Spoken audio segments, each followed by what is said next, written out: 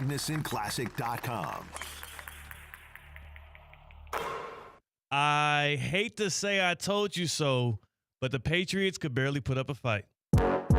Live from the Anajar and Levine Accident Attorney Studios. The man, your man could smell it. Theo Dorsey is theoretically speaking. But are you a different animal and the same beast? Streaming live on YouTube. You're gonna break up with me because of what I do on the radio? Here's Theo Dorsey. Good people.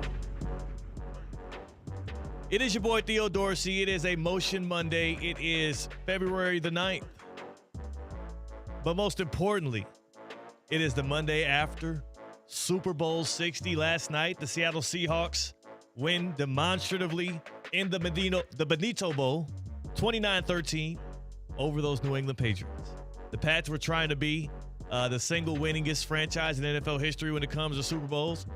The Pats were trying to lift Drake May in his second year, first full season starting, into the annals of history, doing something that was previously thought of as unthinkable before the season kicked off. One of the more unprecedented, thought about, projected Super Bowls in the history of this great sport. And it went down as an absolute slugfest, dogfight win by those You're supposed to do the Hawks part, C-Katt. That was sorry. C-Katt's on the other side of the glass on the ones and twos. I thought it was a speak when spoken to basis. C-Katt is on the other side of the glass on the ones and twos. Seahawks. Well, I don't know if it goes. I think it's more like Hawks. It's like Hawks. Okay, you bring up. Yeah, you go Hawks. No. Do we have the? We don't have the audio. It might be somewhere. We can find the audio of them actually doing it. It is a corny chant. It's pretty whack. Doesn't have a lot of juice to it, but it's simple. And when you're the Super Bowl champions, you don't have to apologize for your chants.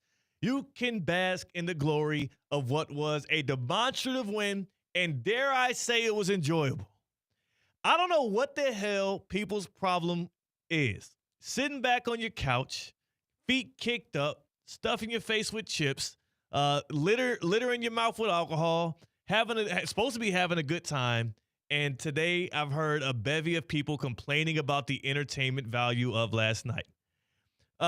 Number one, what I'll tell those people that didn't like last night's football game is you should have listened to Theoretically Speaking.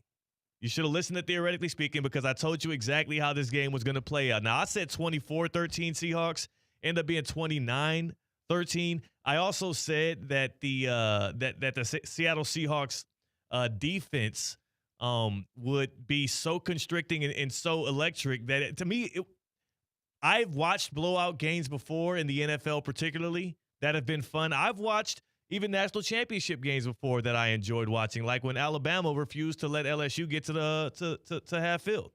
Like, I enjoy oftentimes a demolishing, demoralizing victory when it comes to defensive players making electric plays, putting quarterbacks on their back. And then also you still got about 40, 44 points in the game. What was the total? What was the total in this game? 29-13. Can you add that up? 42. It's the under. 42. It's a pretty good game. That's fun. I didn't expect the damn New England Patriots to keep it competitive. Why would you ever assume that? I told y'all before the damn game kicked off, this thing was not going to be close. The Seahawks would not sweat in the fourth quarter. I knew it was going to happen. Maybe my enjoyment for this football game was because I never expected the Patriots to make it a contested one. Yeah, I feel like you're a little bit selfish here, Theo. Yeah. I think that you enjoyed the outcome because you look smarter because it ended up turning out what you thought. Not necessarily. All right, sure. It's always fun to be proven right, but I wasn't the only one that said the Seahawks had them outmatched and outmanned.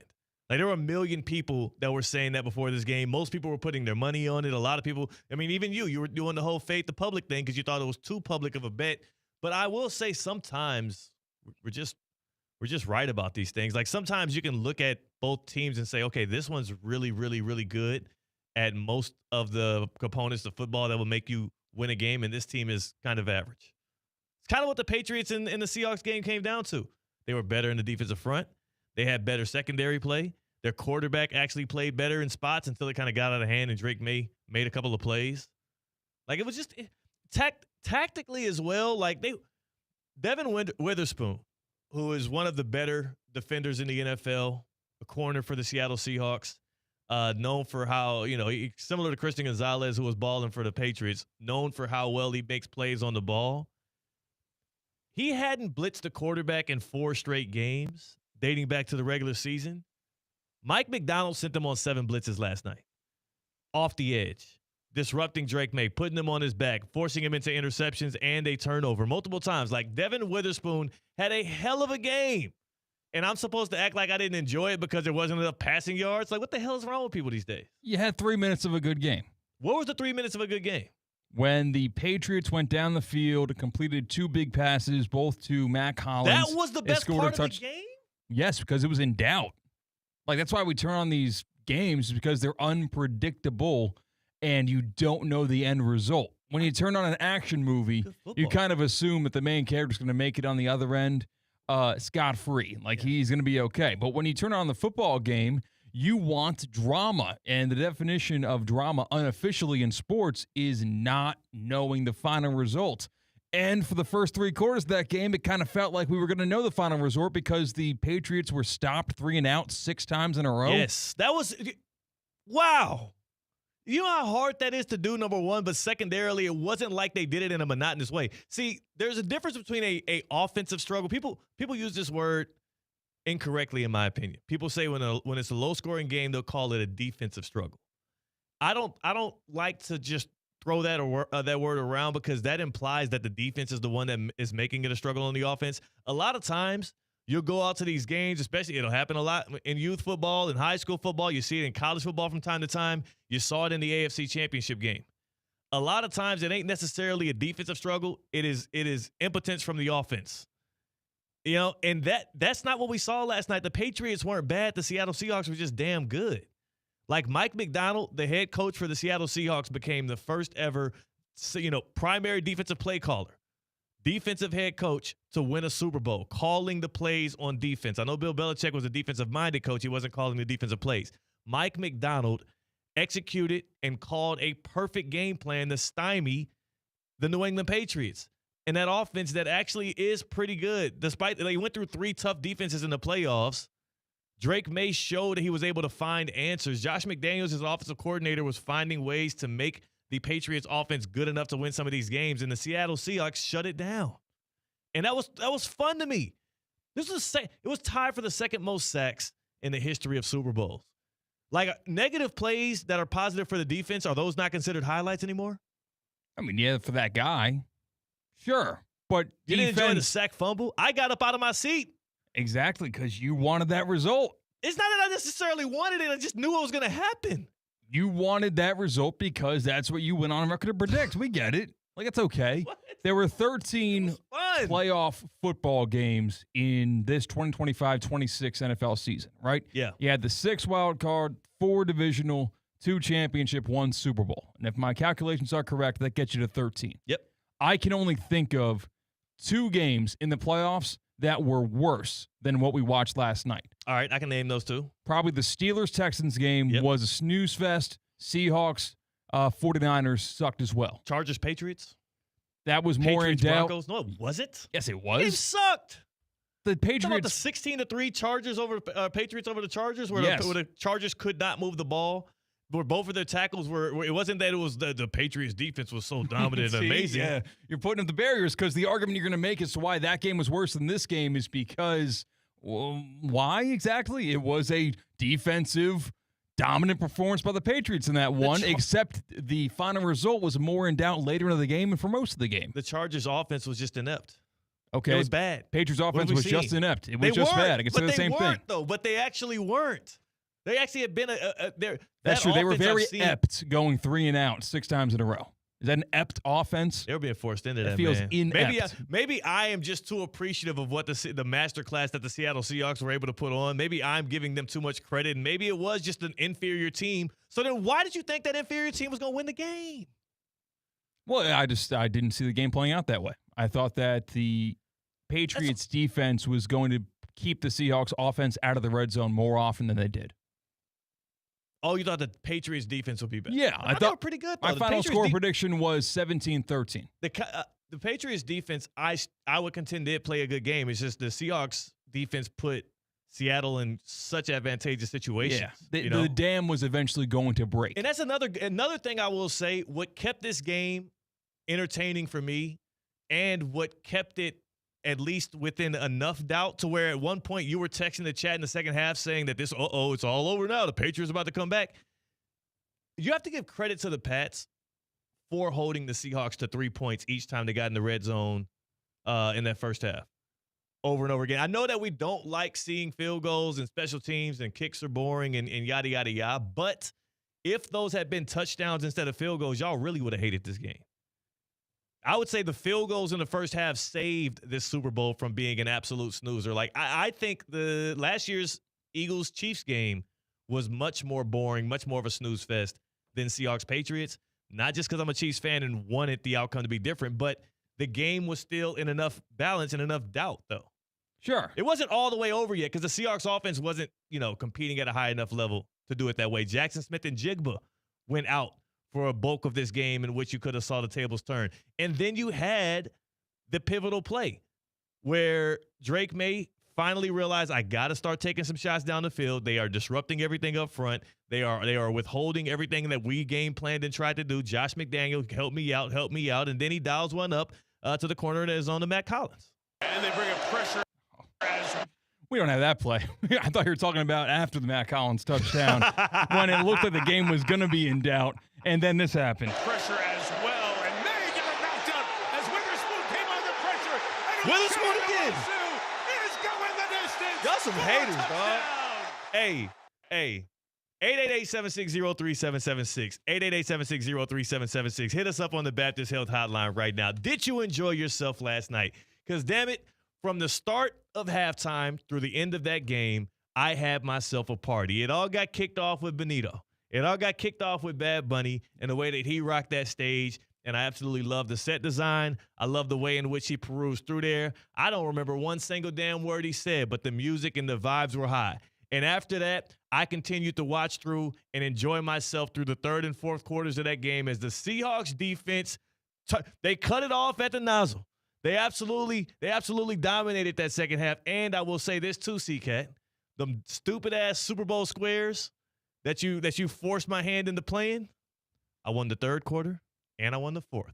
So I went home with the jackpot for the second straight year. I appreciate everybody around these ESPN West Palm offices for playing, but last night was a damn good night for Big Teddy, and I enjoyed every second of it, starting with halftime. See, exactly. Like, you just reversed your entire argument in the first 13 minutes of the show. How's that reversed? It started in halftime. That was good. That was all good. All of it was good. If it was a good game, it wouldn't have started at halftime. Starting at halftime, it just went through the roof. End of the first half was good. End of the first half got a little interesting. I'm all right. We had a couple of possession games. And you said it's end. way better than last year. Well, that's not saying much. Like the standard that was set last year does not mean that because this year was better than last year is not saying this game was good last night. It was a good time. 888-760-3776. 888-760-3776. It was an absolute thrill of a time. I loved watching the Patriots get put in their place. I loved watching that Seattle Seahawks defense have their way. And this was reminiscent, very reminiscent of the Seahawks blowout of the Broncos some 10 to 12 years ago, which I loved every second of that game too. Maybe y'all just don't like dominance. Y'all like mediocrity. 888-760-3776. Hit us up on the Baptist Health Hotline. I'm out of my mind. Did you enjoy last night's game? And Seahawks fans, you can tap in to gloat, I guess, but I mean that clearly you would enjoy it for other reasons. 888-760-3776. Hit us up on the Baptist Health Hotline. Baptist Health Orthopedic Care. Welcome to being treated like a pro. Welcome to pro-level orthopedic care at Baptist Health. From sports injuries to everyday aches, our expert team delivers the same advanced care trusted by the pros. They want to get you right.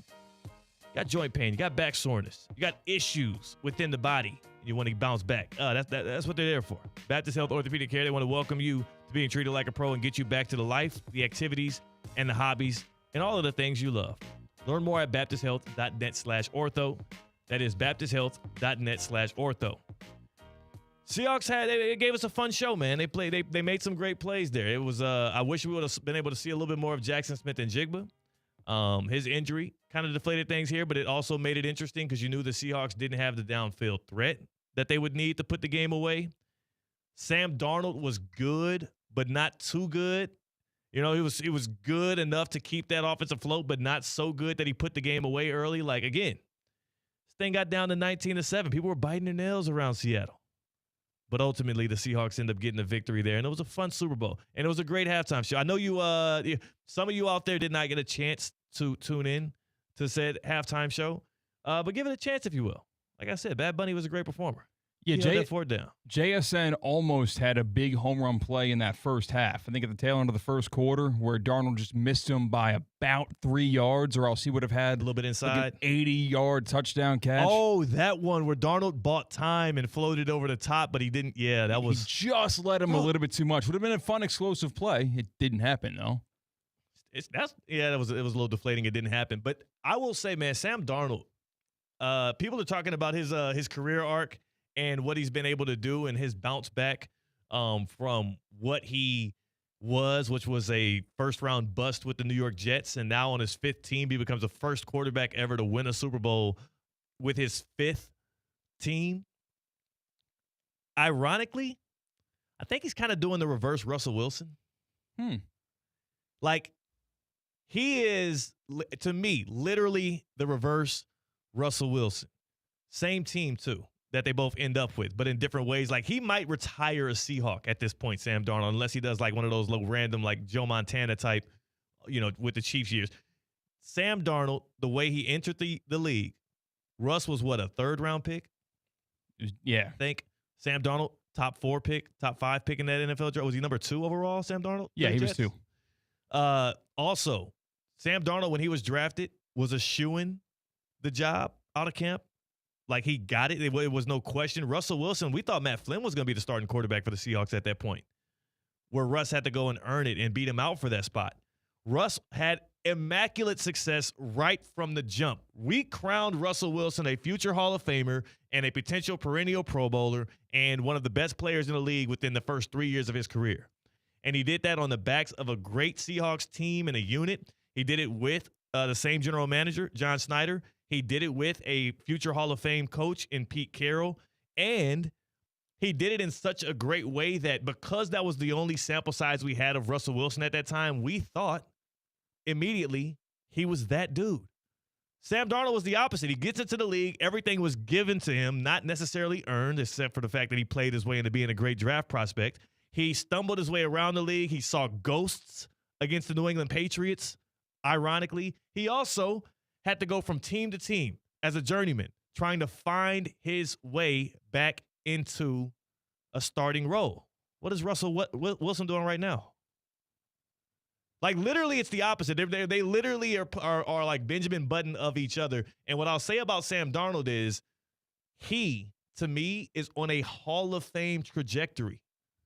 He has an extremely great opportunity to become a future Hall of Fame. If you gave me $50 right now and you said, Theo, bet on whether or not Sam Darnold is going to make the Hall of Fame, I'm betting yes. If it was just a coin flip? Yeah. No. Damn the odds. I believe Sam Darnold's going to be a Hall of Famer. Oh, my gosh. You think that he's gonna have to win another Super Bowl in order to make that happen? He might not have to. Yes, he will. He might not have to. He has so much bad tape before this that he'll have to be overwhelmingly great from this point on. He's accomplished more than Josh Allen has done, and he's 28 years old. Do you think Josh Allen's a future Hall of Famer? Well, I mean, okay. His peak was higher than Josh Allen so far. He has not accomplished. He has. Yes, he has. Okay, in only two boxes in terms of Super Bowls played in and Super Bowls won, he's accomplished more than Josh Allen. In literally every single other box, Josh Allen does have him beat. What boxes matter? See? But now we're going to do ring culture, ring chasing. 14 win seasons, and he's playing in a franchise that, like, what about this Seahawks team doesn't make you think that they can be right back at or near this stage again next year? Who's in a better position to compete for a Super Bowl next year, Josh Allen or Sam Darnold? Josh might not ever make an AFC championship game again. Yeah, might, and might not Sam either Darnold for Sam is Darnold. well positioned to do so. First of all, he's on a very affordable contract. He's with a team. None of these guys are leaving, except maybe Super Bowl MVP Ken Walker and one or two defensive players. They're going to be able to bring the band back. Nobody's on these super mega, cap strangling contract. Like, this is a team that is well-positioned to continue to compete. And it's not like this is a one-off year with Sam Darnold. He won 14 games last year with the Vikings. Their offensive line fell apart, and he lost a couple of games. They squeaked out of their own division. The Rams were very close to beating the Seahawks a couple of times this year. In fact, they did beat them one time this year. And they're going to play in the division once again. It's a good football team. That's the MVP. They're going to play, so they'll play the Rams again. Okay, the NFC North is just rotating contenders in that division. Darnold has the top defense in the league. He has the best defensive play caller on the other side as well. And he's got the number one wide receiver, at least statistically this year, in Jackson Smith-Njigba.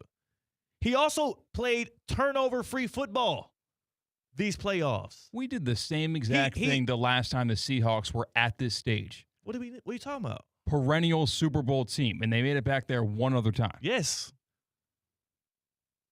They didn't win that game. Like, I this feel is like the reverse Russell Wilson. This is the prisoner of the moment of all prisoner of the moments that we're going to see the Seahawks in the Super Bowl year after year after year. I never said year after year after year. I said he's well positioned. Out of all of the NFC teams, though, who would you put your money on today? Well, historically, it's very difficult to go back-to-back Super Bowls. So I'm already the Seahawks did it last time they got there. I'm already assuming that it's more likely than not for somebody else to be in the Super Bowl just by parity law in the NFL. I'm not trying to be I'm not doing this to be some kind of like grandiose, like say the hot take. I legitimately feel like Sam Darnold, because of the talent that he has, the contract that he's on, and the franchise that he's playing for, with that home field advantage, with that general manager, with that head coach, with that supporting cast, why would I not believe that a guy like Sam Darnold, who wholeheartedly not only believes in himself, but he's 28 years old and he still has room to continue to get better?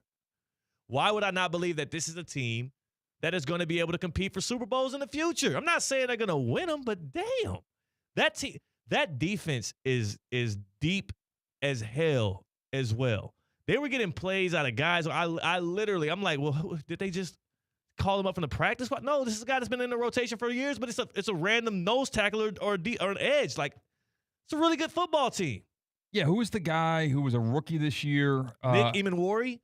The nickel? Okay, well, I guess they're even deeper than I thought, because I was thinking of somebody else who was on the defensive line for the Seahawks who had a knee injury or lower body injury his last year of college and didn't play much of the regular season, and he was just tormenting Drake May all night long. Oh, that buddy off the other side. DeMarcus Lawrence was on Will Campbell, putting him in Drake May's pocket, and then the guy on the other edge. Yeah, whoever that was. He's in the thumbnail, just making Drake May literally cry out for help. It was kind of crazy what they were doing to him all night long. And again, I just don't see how that like one of the easier things to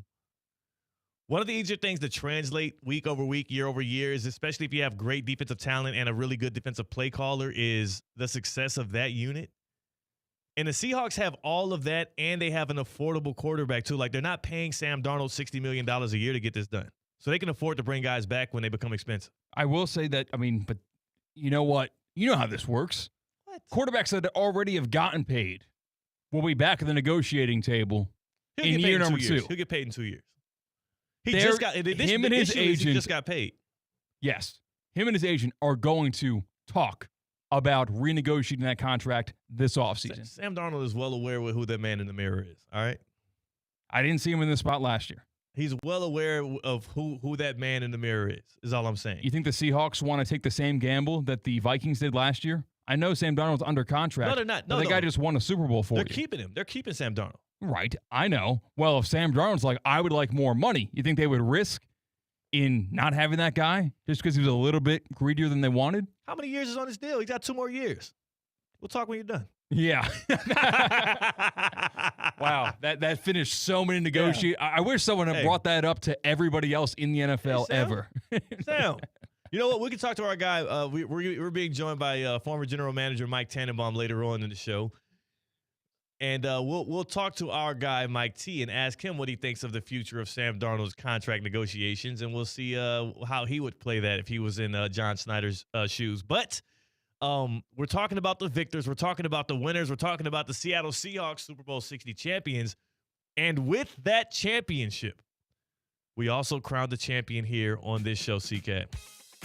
And we did. We had our inaugural Duffy's MVP draft, in which we enlisted our good people of Theoretically Speaking to call in and select out of the 16 playoff teams, select your champion. And with the first pick of the Duffy's draft, Larry and Boynton selected the Seattle Seahawks. Wow. Larry is on the Baptist Health Hotline, and Larry's here to celebrate because he won $150 at Duffy Sports Grill, and all it took was being picked first. Larry, what's happening, brother? Hey, how you guys doing today? Larry, I'm super. Sorry, go ahead. No, I was going to say, you can get to it. You're saying you're pumped. When you were watching the Super Bowl last night, at what point did you know you were going to be, nose deep in Duffy's tomorrow? Oh, absolutely. I was reminiscent. You were reminiscent of the Denver-Seattle game. I was reminiscent of the ESPN 30 for 30, where they did the Bullies of Baltimore, and Ray Lewis recapped Super Bowl 35. Punt, punt, punt, punt, punt, punt, interception, interception, yes, punt, interception, punt, punt, end of game. That's what it reminded me of last night. That defense was incredible. That defense was, and you did you enjoy the game? Was it entertaining for you? Oh, absolutely. And the special teams who never get credit for anything. I mean, poor my Tyler Loop missing that kick at the end of the year. You see how important special teams are. But their rugby-style kicker, how many times, C-Katt probably has a stat, how many times did they put the Pats all the way back, like, inside their 10-yard line? C-Katt. It was just incredible, the kicks they were getting. I've got the stat. It was a lot. It was a lot. A lot of times he pinned them inside the 10-yard line. I love your trust in C-Katt, though, Larry. Larry, I have a very important question to you because you brought up Tyler Loop, and we've talked about all of the different worlds that Tyler Loop created by missing that 44-yard field goal for the Ravens. That is what got John Harbaugh fired. That is likely what ended up getting who was it that also got dropped? Mike Tomlin ousted from the Pittsburgh Steelers. So many different worlds are different. I have a question, Larry and Boynton. You had the first pick in the Duffy's draft. If Tyler Loop makes that field goal, the Ravens, your favorite team, are an option in the Duffy's draft to win the big game. Would you, Larry and Boynton, with the first pick, have picked the Seattle Seahawks over your Baltimore Ravens with the first pick? Be honest with me. Yeah, I would have picked my Ravens. Wow. Tyler, he said he would have picked the Ravens. Tyler Loop saved you. Always to be able to have a chance. I mean, I never believed in the Patriots. I mean, if John Harbaugh didn't, Derrick Henry run the ball. I mean, you see what they did with Kenneth Walker last night? He ran the ball the whole game. Imagine that. They just ran through the Patriots. Derrick Henry just finished scoring a touchdown. I love it. I love it. Larry, I appreciate your call. I appreciate your honesty. Tyler Loop earned him $150 to Duffy Sports Grill. Your Ravens would have put up a better fight last night. You think the Ravens would have made the Super Bowl? Yes. I think they would have. We saw the Ravens dominate the Patriots for 3 quarters when they played mano-a-mano in the regular season. A collapse like we've come to expect. You think the Ravens would have beat the Seahawks, though? I think they would have given a better game. I don't know if they would have beat them. I agree with you that the Ravens were a better football team than those Patriots, and they could have put up a good fight. But congratulations to Larry and Boynton. We'll make sure he gets his gift, his $150 in Duffy's gift cards to Duffy's because he won. And I apologize. Jalen in the YouTube chat says he's watching with his mom. Stop all that cussing. But then he said, damn. Stop all that damn cussing to us, so I'm not sure which way to go with this. I didn't know we cussed. I got really nervous when I saw that comment, too. Oh, you thought we, said a word we're not allowed to say? Yeah, and it just kind of slipped out and I didn't realize. I'm a professional, man. I'm a professional, man. You know how I do this. On the other side, we are going to have our guy Mike Tannenbaum. We also have Tina later on in the happy hour. It is a packed-out Motion Monday here on Theoretically Speaking. And it is going to be a parade Wednesday in Seattle because the Seahawks won the Super Bowl 29-13. They're second in franchise history. They're second in our lifetime. And the first one that Larry and Boynton gets to benefit from. That is C-Katt. I'm Theo Dorsey. We are Theoretically Speaking on ESPN 106.3. The 2 p.m. hour is presented by the Cognizant Classic in the Palm Beaches. Teeing off February 25th at PGA National. Get your tickets today at thecognizantclassic.com. Right now, you may be running a little late, or feeling stressed, or overwhelmed, and you may be going a bit over the speed limit. So to help you relax, exhale. Ease up on the gas. You'll get there when you get there. take a moment to just chill. This little break is brought to you by Target Zero and the Florida Department of Transportation. Love is in the air this Valentine's Day, and this gift lasts longer than roses. A free water test from Culligan. Culligan's advanced filtration and softening systems reduce harsh chemicals, giving you cleaner, safer, better tasting water. Come on now. Give your home some love. Schedule your free water test at Culligan.com. Serving all of South Florida. Culligan Water. Water you love. Hey, Culligan man. At St. Lucie Battery and Tire, batteries came before tires. We've been selling and servicing all types of batteries for over 50 years. So when you need a battery for nearly anything, we have it, as well as the fast professional installation you need. We carry premium batteries for all your needs: automotive, commercial, marine, RV, and specialty. We also offer delivery and on-site installation, serving our customers quality products for over 50 years in the home of honest, reliable service.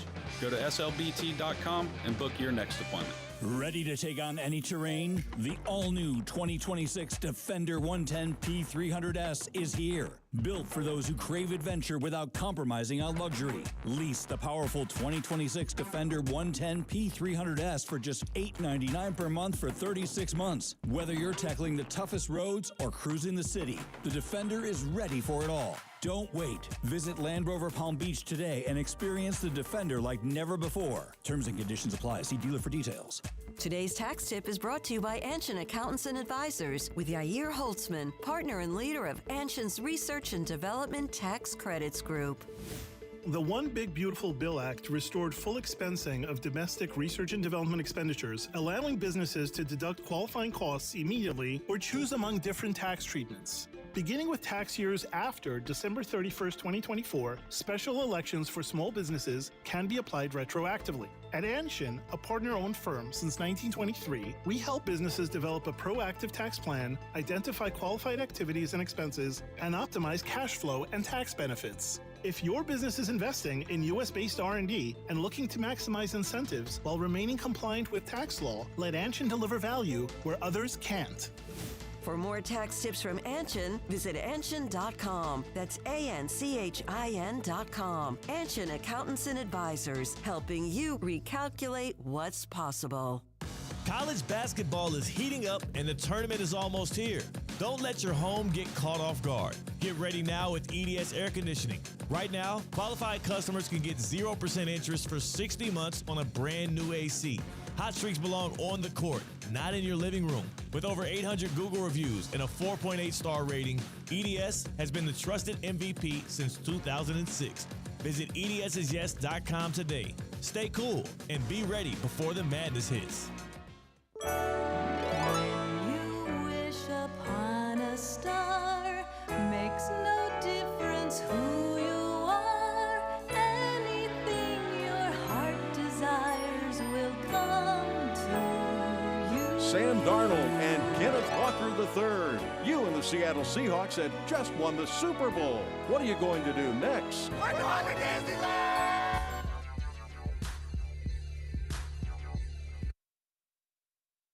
Live from the Anajar and Levine Accident Attorney Studios, Theo Dorsey is theoretically speaking. Streaming live on YouTube, here's Theo Dorsey. Did they actually announce Sam Darnold with Ken Walker? Yeah, they're just hanging out there together. Like, all right, we got to get the quarterback in here somehow. I know he didn't win MVP. I know he wasn't in the running for MVP.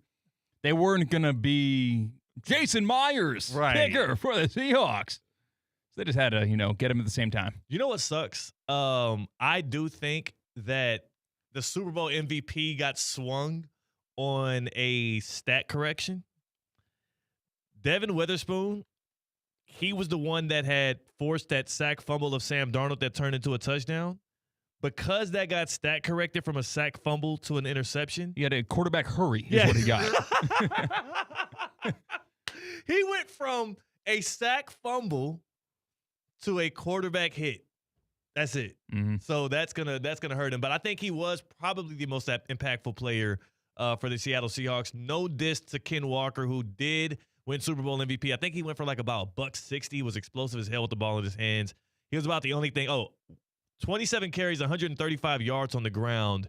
No touchdowns. He almost had that touchdown at the end there, which got called back for a hold. He had another 26 yards through the air. So that was a great game. But boy, oh boy, that defense, somebody on that defense probably deserved it. Man, I know that they're going to go to the place in which that dreams come true, and the magical place of Disney World. There's a place in Palm Beach Gardens where a golf fan's dreams are about to come true, and that is PGA National Resort and Spa. The golf club is about to see the greatest in the PGA come into action. I talked to Todd Fleming, CEO and tournament director of the Cognizant Classic in the Palm Beaches this morning. It was a media day, so I was all over the course, up and down the bear trap. I literally took a golf cart and rode all along the course as they are, all of the structures are being built, like the CIBC area, the bear trap, the Yellow Flamingo Club, the 1909 Terrace. All of these things are starting to come up right now in these buildings. They're going to be ready for tournament time, February 25th through March 1st.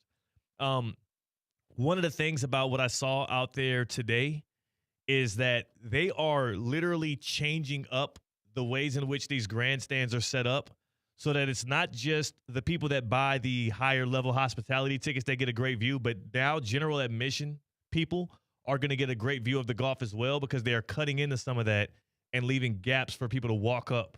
Nice. To approach the tees and get close to the ropes to actually see these golfers in action.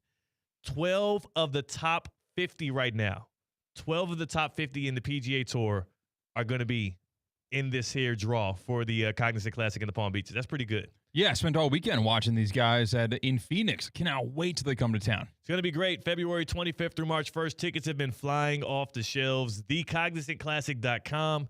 TheCognizantClassic.com. I will tell you this, too. There's a happy hour / media day tonight. So they had a 2-part media day.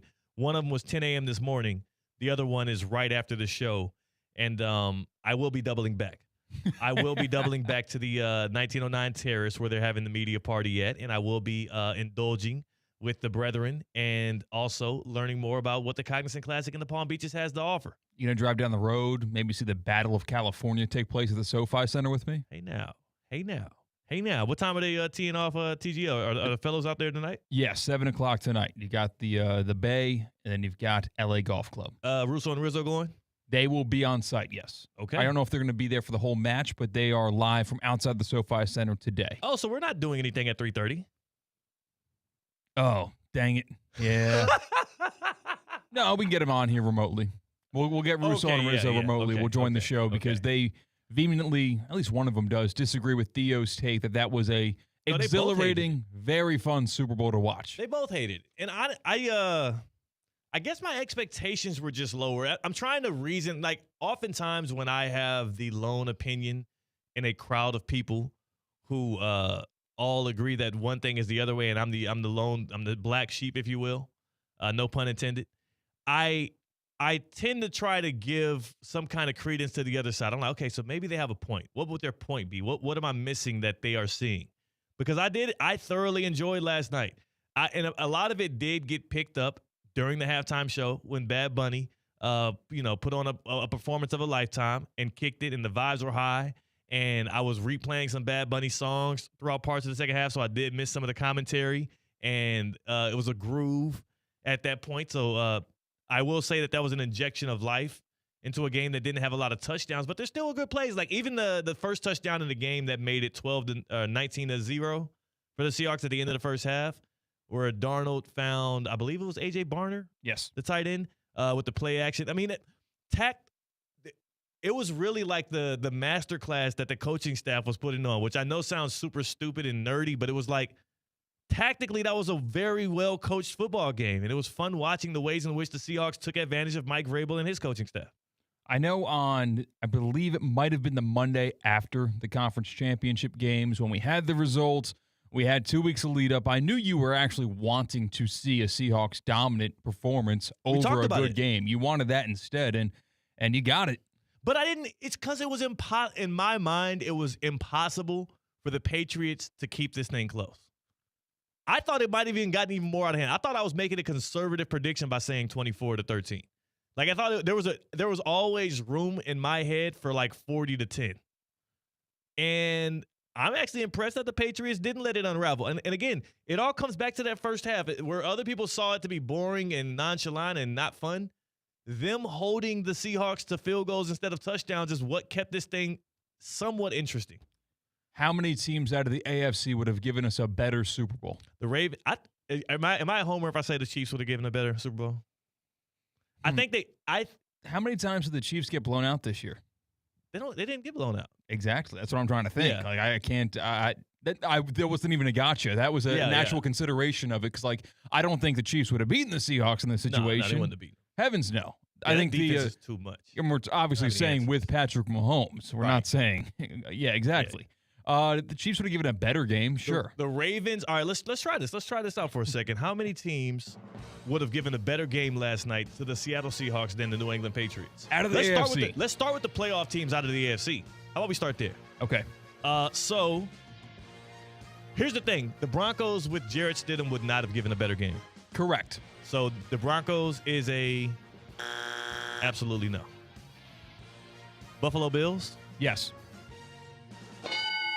Now, here's the other part of it, though. What I will say about the Bills, if both of these teams played it 10 times, the Bills give a better game more times than the Patriots do. But also Josh Allen, the way that defense was attacking and blitzing and putting Drake May into precarious situations, there's also scenarios in which the Bills lose 50-0. Like, there's some sack fumbles and bad interceptions that Josh Allen would play his way into trying to make plays that would make it ugly. Drake May had like 3 different climb the pocket, then scramble forward like in the second half. Yeah. Maybe Josh Allen doubles that number. He could, but also in those moments are the same things that we see Josh Allen do ridiculous things and make negative plays. We saw him do it against the Broncos. You know what's similar is last season's Super Bowl, when Patrick Mahomes refused to go down without a fight, and he made a lot of errant throw. He forced the ball in different coverages he wouldn't have. He tried to play a little bit of hero ball, and that either works out very well or you get blown out. So that was just a point I was making, but the Bills are a better team. The Steelers do not give a better game than the Patriots did last night. Absolutely not. Your Houston Texans. I think we're looking in the mirror right now. No. It's as if C.J. Stroud was a better quarterback. Everything the same around him. The issue is that C.J. Stroud is such a weird variable. You saw he got the big chop. He got a haircut? He got a haircut. He cut the dreads off. He's like, he has a fade now. Which, by the way, help visibility? I don't know. No, I think it's really just... You know how, girls after a bad breakup? I think C.J. Stroud is going for a massive refresh. He went for the big chop. So I don't think the Texans give a better game than the Patriots. I think they do. Come on. We saw what the Patriots did to the Texans. That Texans defense was the second best defense in the league. They could have created a touchdown or two. Nothing. I just think the Texans with Davis Mills. Oh, really? No. No, I still don't co-sign that. All right. We saw the Patriots really dominate the Texans in that game. I don't care if it was at home. That was C.J. Stroud throwing up all over himself, man. But yeah, no Texans. And the Jaguars give a better game than the Patriots. Jaguars do. Now that Jaguars defense, the issue is the Seahawks were going to be able to score on the Jags defense, probably at a much easier pace than which they were able to do against the Patriots or any of these other teams we named. The question is, can the Jaguars move the ball against that Seahawks defense? You know what I'm saying? So I don't know. The Jags could give a better game, but that means that we're relying on Trevor Lawrence to make plays down the field. I'll still go Jags. I'll go Jags. Could the Chargers have given a better game? No.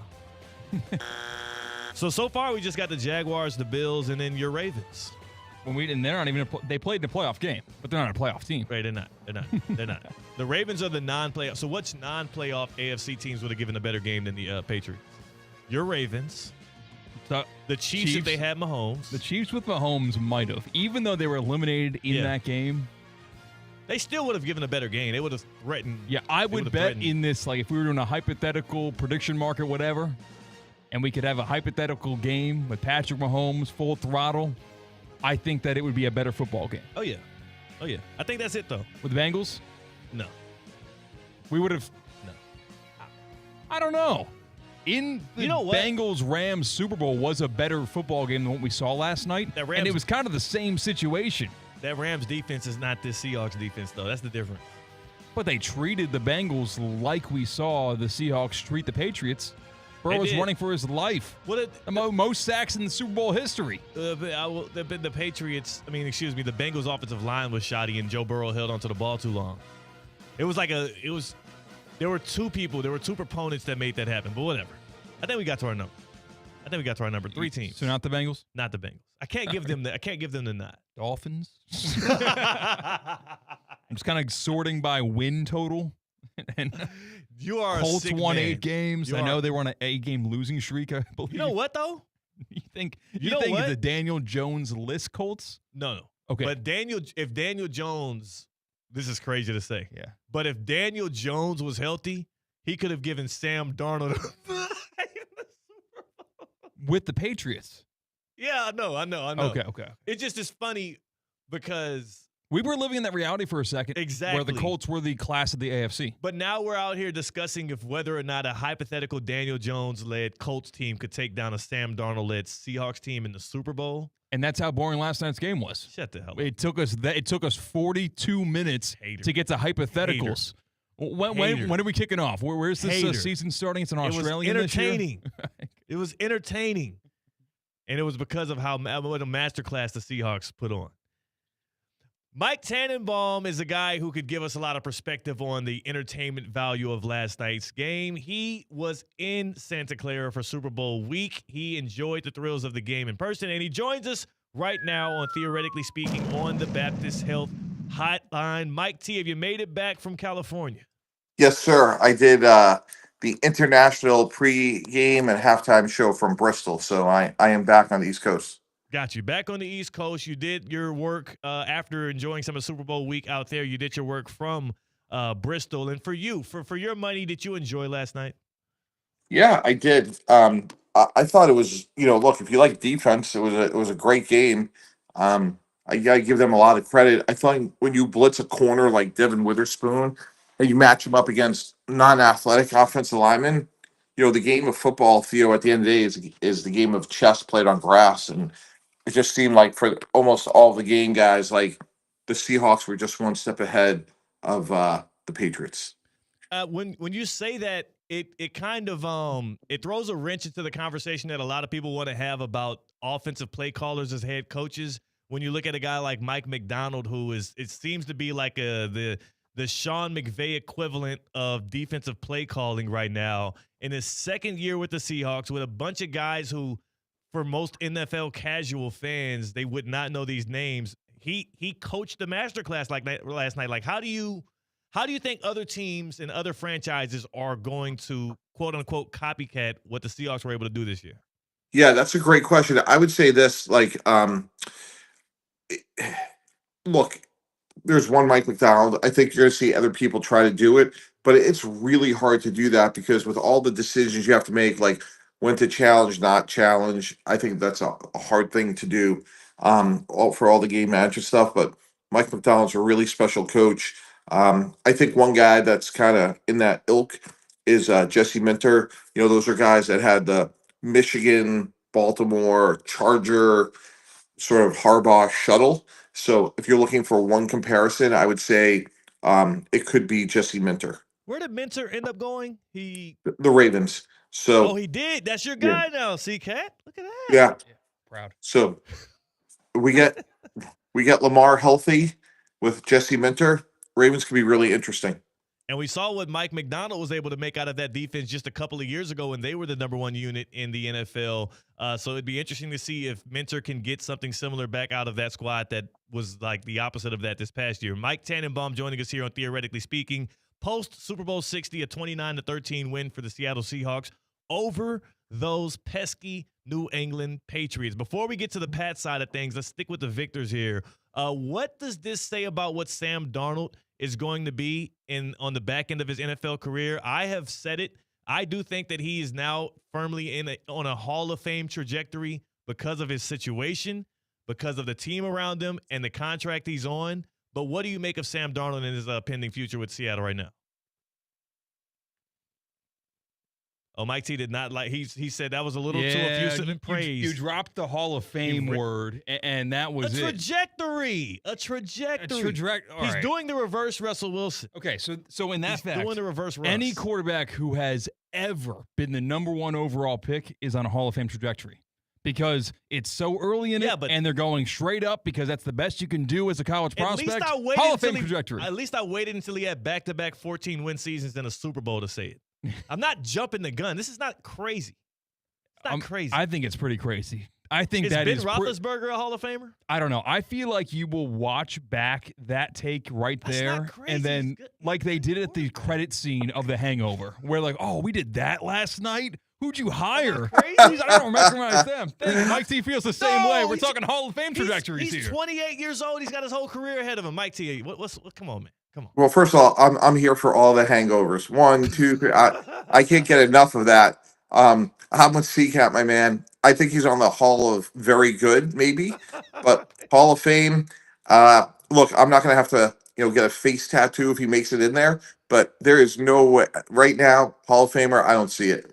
Do you like my reverse? To me, he's doing a reverse Russell Wilson, right? He came into the league as a top 5 pick. He was a shoe in his job, whereas Russ was a 3rd rounder and had to earn it in camp. He took him into his 5th team to become relevant. Russell Wilson, we believed, was a future Hall of Famer 2 years into his career. It feels like what Russ is doing now as a veteran, bouncing from squad to squad, figuring things out. Sam Darnold did all of that early, and now it's all downhill from here, man. The reverse Russ. Yeah. Well, look, Russ is a unique guy because he's got a Super Bowl ring as a Super Bowl winning quarterback. It just went downhill. He was just a smaller guy that just, he kind of hit the wall. I think Darnold has many good years ahead of him. I think what's really interesting, though, is the way they played the game last night, guys, was as long as he didn't turn it over, they were in great shape, and he didn't turn it over, and he deserves a ton of credit for that.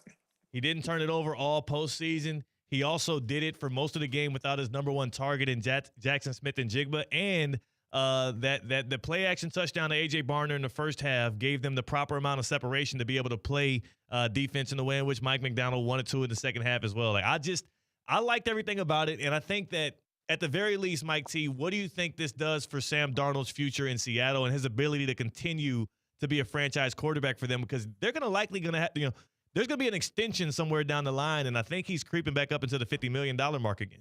Yeah, there's no question about it. Given his age, he's a perfect fit. He's a West Coast guy, San Clemente, California, went to USC, much closer to home. And I think he's a great fit with a defensive-minded head coach. I think there's even, one of the places there's, I think, room for his game is him running with the ball. We saw what Drake May could be as an explosive runner this postseason. I think that's an area that Sam could get better at. I think the area that he's obviously proven to be much better at is throwing the ball under pressure, throwing the ball while getting hit. I believe all 3 of his touchdowns against the Rams came with him being contacted by a defensive lineman or a blitzer. He made a couple of throws like that as well from the pocket this past game. Like, I just have a lot of faith in what Sam Darnold has become and where he's going. Now, can we talk about the Patriots for a second? I mean, Patriots fans, it must suck to be them. You really needed a Super Bowl, another Lombardi trophy in their mantle. What do you think they go from here with Drake May after just 2 years? Yeah, look, he's on a great trajectory as well. He's younger. He's even more athletic. It's interesting. The Jets get beaten up a lot, and candidly, they should after the year they had. But, they drafted Armand Membo, who's going to be a great left tackle in this league. And the Patriots, for all the good moves they made, took Will Campbell before Armand Membo. And he was awful last night. And, Rex Ryan made the point, does Will Campbell eventually become a center? But, wow, when you take a guy 4th pick overall like they did with Campbell, a lot more questions than answers about the left side of that offensive line. Jared Wilson, Will Campbell. They need, a bona fide number 1 guy, Mac Hollins, rotational guy, Kayshon Boutte, an improved player, but they need a 1. And then they need a good pass rusher. So, we'll get into the whole, does A.J. Brown go to, the Patriots because they were in Tennessee together? And then you look at, Trey Hendrickson. You look at Max Crosby. I think those are players that the Patriots are going to have to look at. For New England as well, when you talk about Will Campbell, is that why teams and general managers are so specific about measurables? Because I remember leading into the NFL draft, the one knock on Will Campbell was his arm length, and it feels like not even just in that game, but in other games throughout the season, he was getting taken advantage of. Yeah, Theo, it's physics. I mean, sometimes these are complicated and sometimes they're not. And most of the sacks he had given out were to pass rushers that had 34-inch arms or longer. And when you look at Uchenna Nwosu, DeMarcus Lawrence, Derek Hall, those Seahawk defensive ends were very long, levered guys. They were tall, long arms. And, going into the game, like on paper, it seemed like that was going to be a big advantage for Seattle. They could get there with 4, and then they try to help out, and that made them vulnerable to some of those blitzes. When you see guys like Witherspoon blitz, I mean, it was a better scheme and better players. So, Will Campbell can still have a great career, probably inside, but if you're the Patriots, you have some work to do. All right, we'll do a quick exercise with both teams. More likely to make it back to this stage next year or miss the playoffs with the Seattle Seahawks? Which way do you think it goes for them? Oh, much more likely to make the Super Bowl. This is a really good news. And by the way, Jackson Smith and Jigba got hurt. He may be their best player. Crazy to think about. They did a lot of that without his. And honestly, at that point, it wasn't like they needed to make up ground. They were just holding on to the lead and trying to add points. But you're right about that, as Smith and Jigba missed the bulk of the middle part of that game. And then for the New England Patriots, with with Mike Vrabel going into year 2, more likely to reach the Super Bowl again or miss the playoffs next year? I'd say miss the playoffs just because you have Josh Allen, Lamar Jackson, and Patrick Mahomes. And look, we'll see what happens. Hopefully Patrick's ready to go. I think Lamar and Josh will come back ready to go with new head coaches. It's just, great AFC quarterbacks. So we're not even talking about Joe Burrow and the Bengals here. So give New England a ton of credit. Mike Vrabel's first year, but and they have a tough schedule next year as well. Now, Mike, I want to tread lightly here because any team that makes the Super Bowl should be respected. It's very hard to get there, but where do the Patriots fall in terms of least high-performing Super Bowl representatives that we've seen in the past 10 years? Are they on the lower end or in the higher end? Yeah, no, the lower end. And look, C-Katt, I'd say this. Their defense played well, and Christian Gonzalez made some incredible plays, to keep them in the game. But their defense is really, really solid. The other interesting thing to me was Travion Henderson, who's very explosive. He played 4 plays against the Broncos. They don't trust him in pass protection. If you watch him, they either free released him or they gave him the ball. So that's another area that they're going to need another explosive player or two on offense. Yeah, and they're going to have a whole offseason to try to make things shake both in the draft and in free agency. A lot of good running backs and some receiver options like George Pickens and whatnot who might be available for trade. Mike T., we appreciate you dropping in on us. We appreciate you giving us some nuggets from Super Bowl 60, and we'll tap in with you next week, man. All right, I'm going to go watch The Hangover. Yeah, not a bad idea. Not a bad idea. That is Mike Tannenbaum. There's a lot of fans suffering from a hangover after last night's game, especially if you are a fan in the New England area. I mean, those fans so deprived of winning. I feel for my Boston area brother. But I truly do feel you're going to listen back to you calling Sam Darnold on a Hall of Fame track and wince and just squirm in your seat in 2029. To me though, it also is more indicative of also how open those gates are to quarterbacks and how much we give quarterbacks credit for success of teams. I think the Seahawks team is going to be uber competitive over the next 3 or 4 years with Sam Darnold as their quarterback. I also know that he's a great story and very likable, and he's 28 years old. So he's going to be able to play at whatever rate he's playing until for another 5-6 years maybe? Like it's not even crazy to me. If Eli Manning's not in yet, Sam Darnold has a long way to go, and he would need another Super Bowl in order to start those conversations. That's not necessarily true. You just were saying Sam Darnold should have been an MVP candidate this year. Yes. Last year, he won 14 games as well. Candidate is different than winner, though. Like, I wouldn't have voted for him as a winner, but he should have been in the conversation of guys who were in the top 5 most valuable players in the league this year. And Eli Manning, his career record, which was 500, I think the biggest issue that is going to prevent him from getting into the Hall of Fame quicker is the fact that he was such a poor quarterback outside of those 2 runs. Yeah, Sam Darnold has a 5-6 years ahead of him to stack up more and more 10 to 12 win seasons and playoff runs. If you do look at the last 20, before this year, the last 20 Super Bowl winning quarterbacks, it's all Hall of Famers except for Roethlisberger, Manning, Flacco, Foles, Dilfer. And Roethlisberger probably is going to get in eventually, I would assume, right? I don't know. I'm just kind of shooting from the hip there. That kind of feels like he was pretty integral to the history of the NFL in terms of playing for the Steelers, winning with the Steelers, and being a franchise quarterback for that long in that great organization. Flacco won't be a Super Bowl winning, a Hall of Fame quarterback, and Manning will probably eventually get in. I think Roethlisberger might be up for the Hall of Fame next year, so we'll get our answer pretty quickly here. I was never a big Roethlisberger guy, so I can't give a level take on that, but I assume he'll be a Hall of Famer. I assume he will. So, like, the odds are not, in my argument, no, like Super Bowl winning quarterbacks more often than not eventually be Hall of Famers. Because, all right, so here's what, can you at least agree with me on this? Like, and maybe you don't.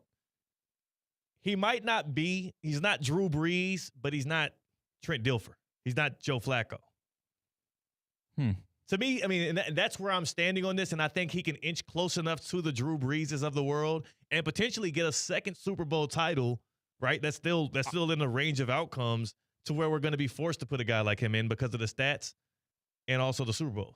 I think he's Joe Flacco. Wow. I don't think he's Trent Dilfer. I think he's Joe Flacco. Joe Flacco. Maybe I'm disrespecting Joe I think Flacco. right now Joe Flacco is a better Hall of Fame case than Sam Darnold. 1,000,000%. I mean, you're looking at the entire resume. So the world ends today. Joe Flacco, much more deserving of a Super Bowl I keep on saying that instead. I know. Joe Flacco is much more deserving of a Hall of Fame. He deserves to be in Canton more than Sam Darnold right now. Yeah, right now. Yeah. He has his full body of work is above. To be fair, you're saying track, so that's an unfair argument for you. And again, what I'm really saying here is I think the Seahawks are going to be really good for the next 3 to 4 years. Because if he is going to be credited for that success as the quarterback. Why did the whole Vikings front office get dismantled? Because they let that guy out the door. He got credited for those 14 wins last year. Yeah, that's fair. You know what I'm saying? Like Sam Darnold, it's not crazy for me to think. He also has a young number 1 receiver in Jackson Smith and Jigba. I like a lot of the guys they have coming up as well. Torrey Horton out of Colorado State, who made his name against Deion Sanders and them in that rivalry game back in college football. He was a rookie. He got injured. He'll be back next year. The Seahawks have a great general manager. John Snyder took those early days Seahawks, the Legion of Boom, to 2 Super Bowls with Russell Wilson. I think Sam Darnold could be better than Russell Wilson. Seahawks also were good before Sam Darnold. They're solid. And then the quarterback that they were playing with led his next team to the number 1 overall pick in Geno Smith. Yeah.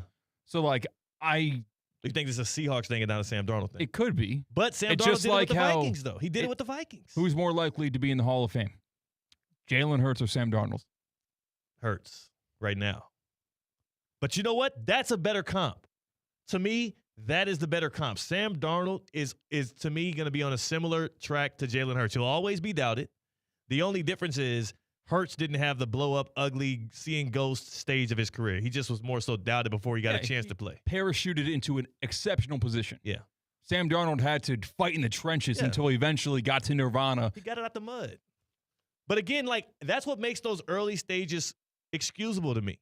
Nobody succeeded with the Jets, not even your heralded Aaron Rodgers. In fact, Sam Darnold was better in the Jets uniform than Aaron Rodgers was. And he's going to be a Hall of Famer. Right, by definition, was he? Yes. He had more wins because he was there longer. But I think Aaron Rodgers was terrible with the Jets. He had 1 season there, and the other one he got hurt. That's terrible. But you know what's immaculate? EDS, air conditioning, and plumbing. EDS Air Conditioning and Plumbing can get you right. EDS, I mean, it is literally, the weather has now officially warmed back up.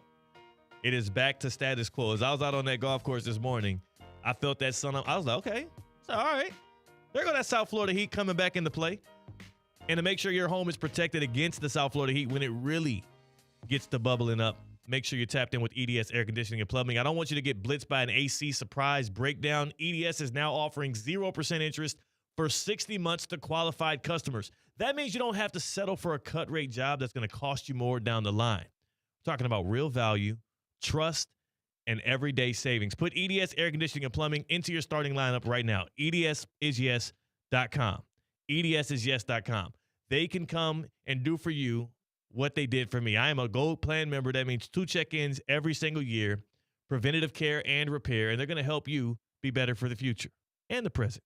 EDSIsYes.com. The happy hour's on the other side. That's C-Katt. I'm Theo Dorsey. We're Theoretically Speaking on Emotion Monday on ESPN 106.3. Anna Jar and Levine. Call 1-800-747-FREE. That's 1-800-747-3733. ESPN 106.3. WESP Jupiter, a Good Karma Brands radio station. Want to accelerate your career as a manager or executive in the exciting industry of sports? Florida Atlantic University's MBA in Sport Management program is ranked #1 in Florida and 10th in the world. Students learn practical and applied skills from top faculty and experts who work in the industry. With a 94% placement rate for all grads, the full-time MBA program sets students up for success in the world of sports. Check out Florida Atlantic University's MBA in Sport Management program today by going to business.fau.edu. You've seen the PGA Tour's best on the course, but in the arena, it's prime time. Season 2 of TGL presented by SoFi is back. With big moments, big personalities, non-stop action on the big screen. Shot clocks, hammer drops, timeouts, and overtime. Tickets are on sale now, but availability is limited. Visit TGLGolf.com to get your tickets while they last. TGL presented by SoFi. Keep up. It's golf. Ready to take on any terrain? The all-new 2026 Defender 110 P300S is here. Built for those who crave adventure without compromising on luxury. Lease the powerful 2026 Defender 110 P300S for just $899 per month for 36 months. Whether you're tackling the toughest roads or cruising the city, the Defender is ready for it all. Don't wait. Visit Land Rover Palm Beach today and experience the Defender like never before. Terms and conditions apply. See dealer for details. Today's tax tip is brought to you by Anshin Accountants and Advisors with Jeff Bowden, Executive Principal and leader of Anshin's Tax Department. The One Big Beautiful Bill Act creates powerful new planning opportunities for high net worth individuals and business owners. The new tax legislation permanently increases the estate and gift tax exemption to $15 million per person, restores full expensing for domestic R&D costs, updates the Opportunity Zone and qualified small business stock provisions, and includes other changes that will impact businesses and individuals. At Anshin, a partner-owned firm since 1923, we help clients understand the intricacies of the bill and develop a plan tailored to meet their goals. If you're a high net worth individual or business owner looking to maximize tax savings, let Anshin deliver value where others can't. For more tax tips from Anshin, visit Anshin.com. That's ANCHIN.com. Anshin Accountants and Advisors, helping you recalculate what's possible. What would you do with an extra $700? You can earn up to $700 per year with Boost Checking from Flagler Credit Union. Boost Checking pays 7.0 annual percentage yield on balances up to $10,000. That's up to $700 extra to do what you love. Boost Checking from Flagler Credit Union. Requirements apply to earn the highest dividend rates. Limit 1 checking account per membership. Dividend rates and annual percentage yield subject to change. Business accounts do not qualify. Insured by NCUA, official credit union of Florida Atlantic Athletics. The best athletes in the world will compete for the gold, but here in South Florida, you can get the gold. Plan, that is, from EDS Air Conditioning. EDS is yes. EDS Air Conditioning is a train comfort specialist. It's hard to stop a train. With the EDS Gold Plan, you get numerous benefits, including 2 yearly tune-ups to keep your AC unit world class. Make your family and your nation proud with the Gold Plan from EDS Air Conditioning. EDS is yes. EDSAirconditioning.com. At St. Lucie Battery and Tire, batteries came before tires. We've been selling and servicing all types of batteries for over 50 years. years. So when you need a battery for nearly anything, we have it, as well as the fast professional installation you need. We carry premium batteries for all your needs: automotive, commercial, marine, RV, and specialty.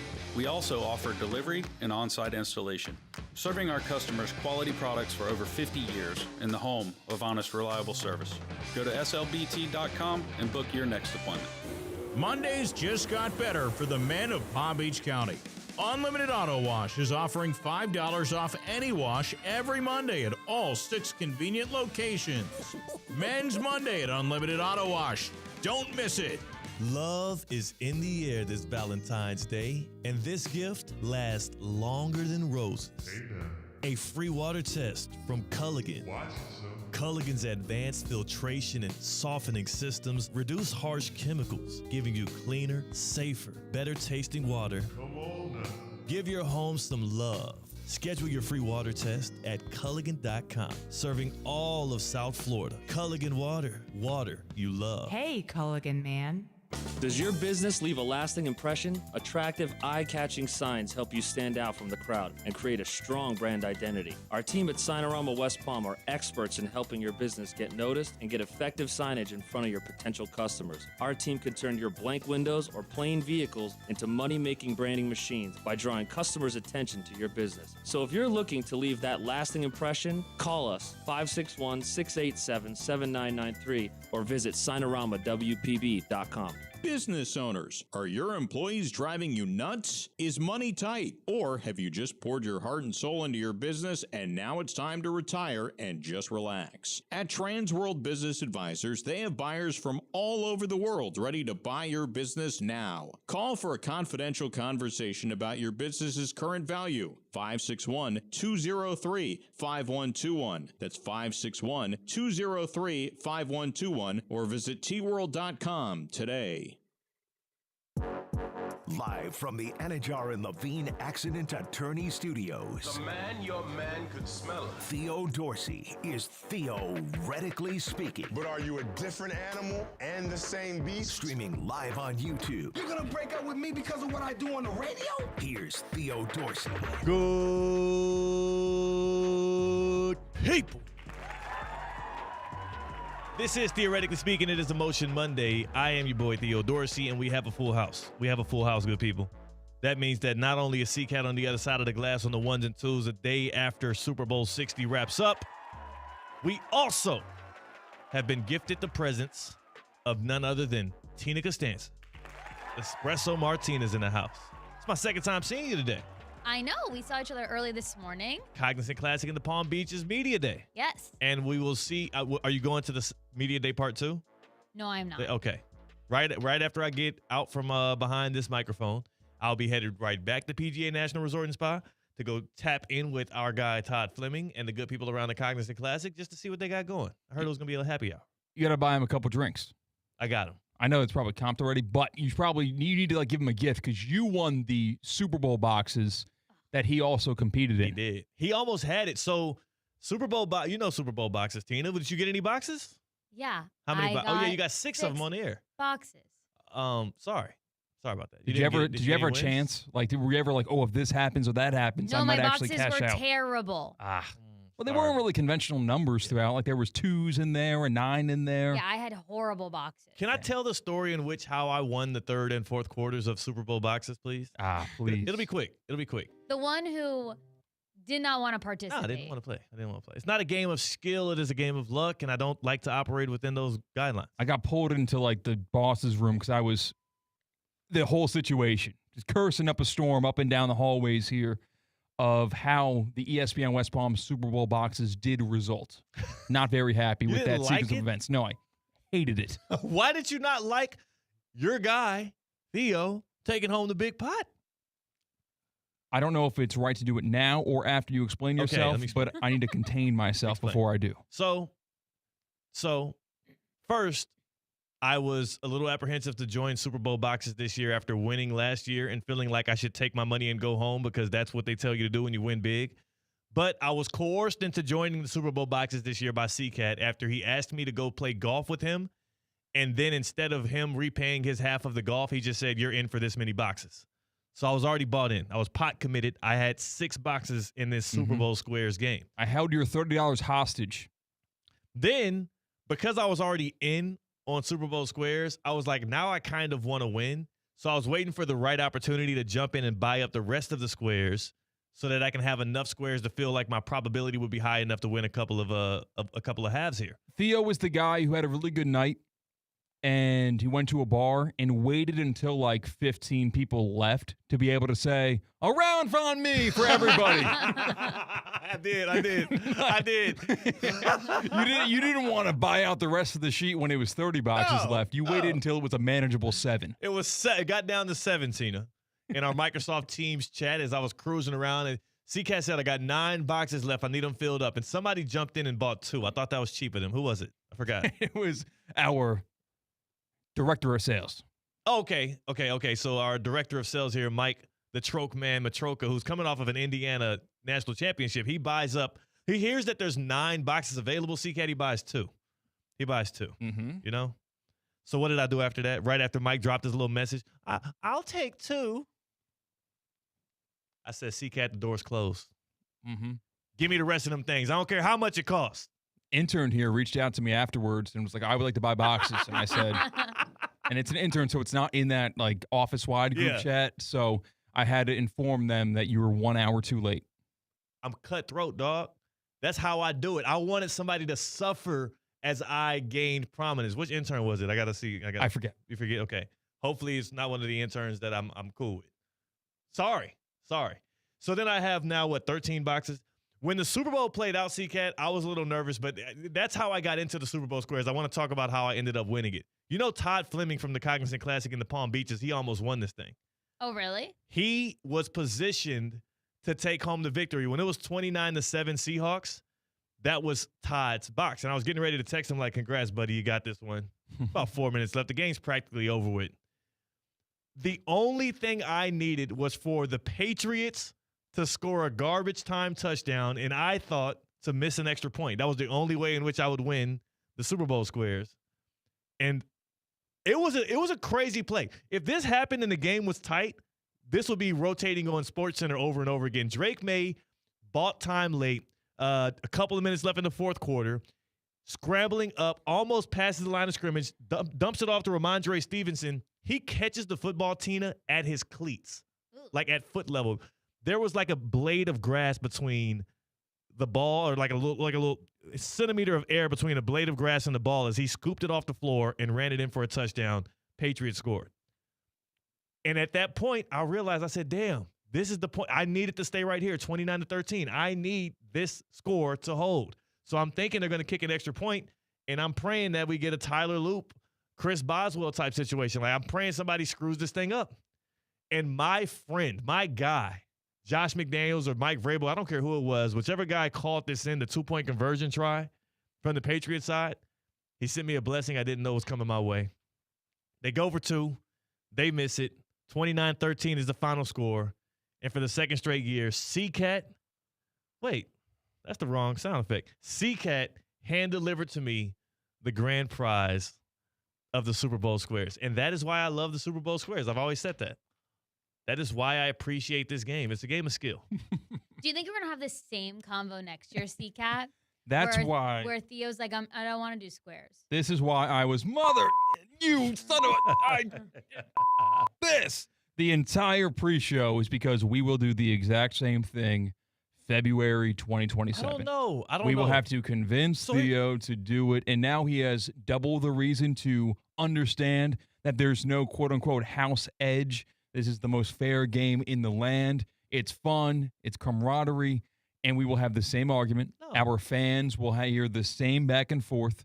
My reasons will be brought up again. Your reasons will be brought up again. Yeah. We'll be back to square one. Box one, maybe. Yeah, you see what you did there? And you'll eventually buy and win next year, too. I enjoyed it, though. Can I at least say that also added to the entertainment of the second half for me? Yeah. Like, everybody was like, the game was out of reach. I said, no. That last touchdown mattered. In the Big Teddy book, that mattered. 29-13 Seahawks. I win. You won the third quarter, too? I won the third quarter, too. 12-0. I had 2-0, too. So. It was a great night for me. Imagine this. Imagine me from the tip of halftime when Bad Bunny came out and rocked the damn show, all the way through the end, it was nothing but wins for me. It was nothing but wins in the Dorsey abode. I don't know if anybody outside of people that were in the Seattle Seahawks uniforms had a better night than me. So Theo enjoyed the Super Bowl. You say it so. What? I did not enjoy the Super Bowl. Tina, did you enjoy the Super Bowl? I barely paid attention. I went to a Super Bowl party, and how do you say no when your best friend's daughter, who's 3, goes, "Will you please play with me?" And I was like, I can't say no to her. That's true. Wait, I know how to get out of this. You say no. I said no at first. I was like, I just got there and I was able to watch it for a little bit, but then I couldn't help it. She wanted me to play with her, and I was like, yeah, I will. She asked me to read her a book, and she gave me a chapter book.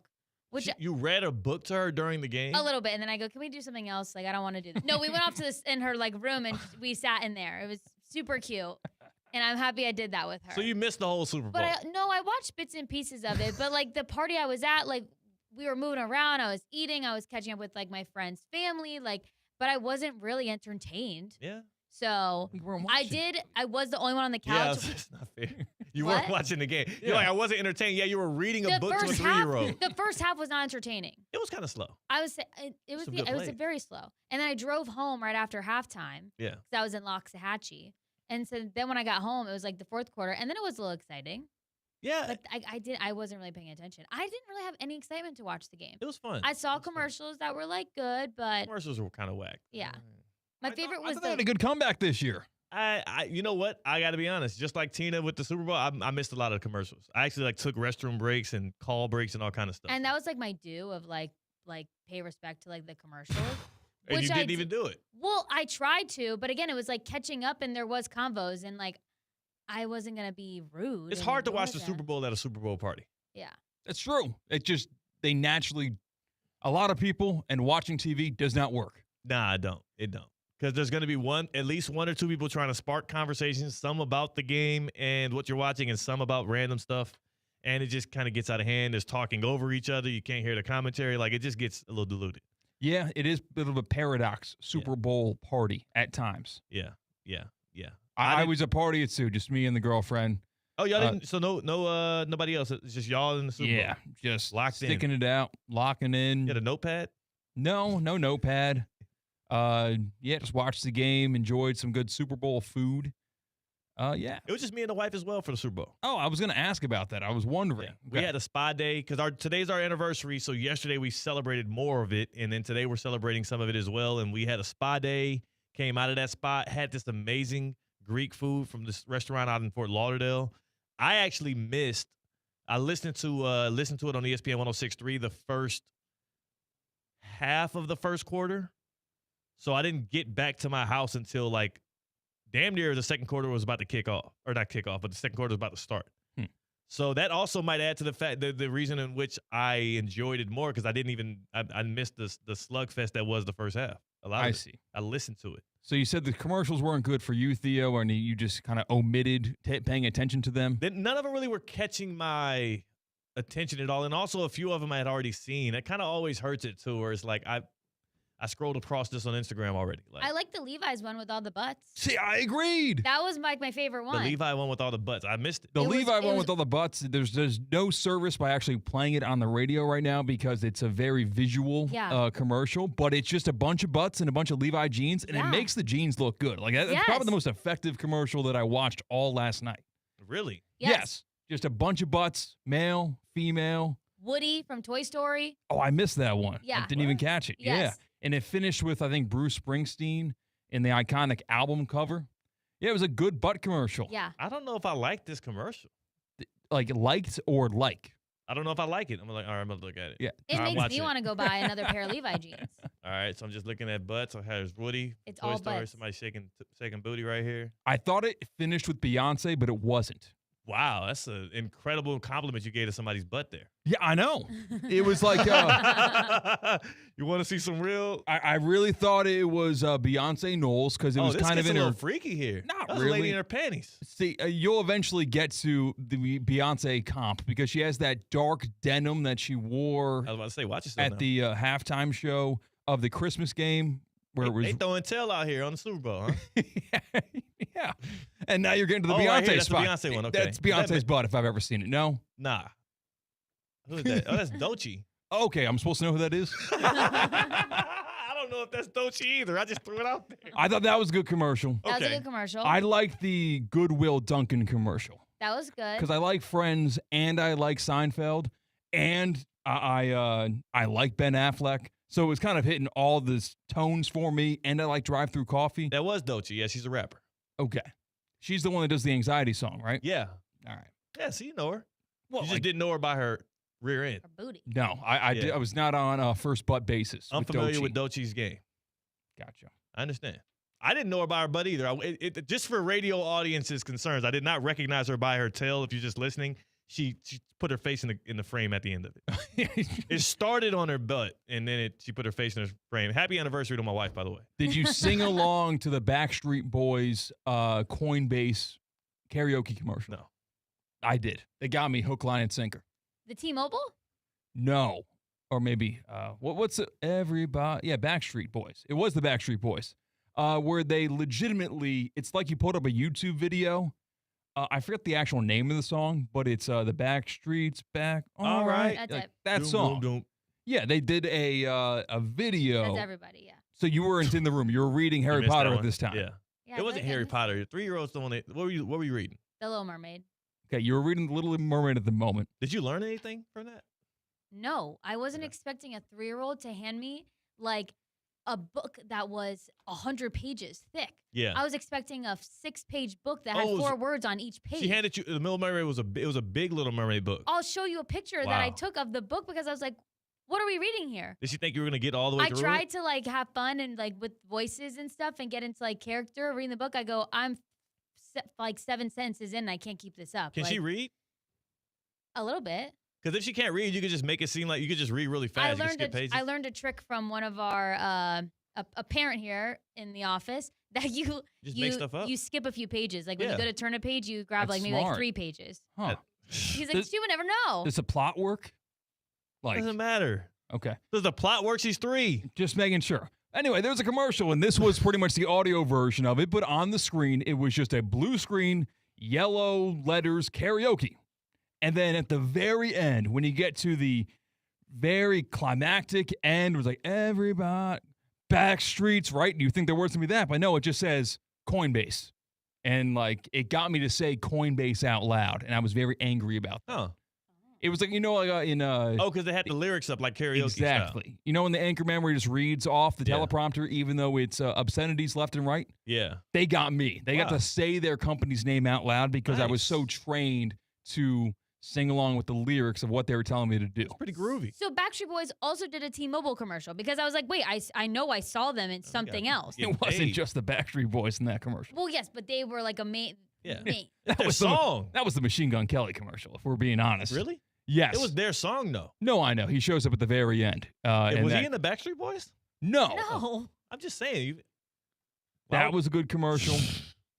I liked, which I saw this earlier last week, the Fanatics one with Kendall Jenner, just because it's like funny how she's known for being That was cursed, pretty good. That was a really good one. cursed for dating NBA players, and Yeah. she was like then like betting on the Super Bowl. I thought that was a good commercial. That was a really good one. I like Yeah. that commercial as well. But again, I had seen it already. So when it came on, I didn't stick around to watch it. I diverted my attention.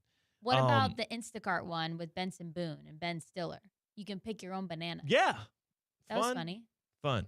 Bad Bunny had the best. Out of all of the things, the Super Bowl itself, I would grade it. It was entertaining. I would grade it a B. It's a B. B minus. I'll be fair because everybody else hates it. I enjoyed it. B minus. I'll give the Super Bowl, the game itself, a B minus. I would give the halftime show an A. Wasn't an A plus. It was an A. And I would give the commercials an I, incomplete, because I didn't watch it. Okay. Yeah, I gotta be I honest. admire that from you. You Yeah. could have easily trashed them and not watched Not any that of them guy. and gotten away with it. I'm an honest guy. I'm not People that guy. love to hate on the commercials. Yeah.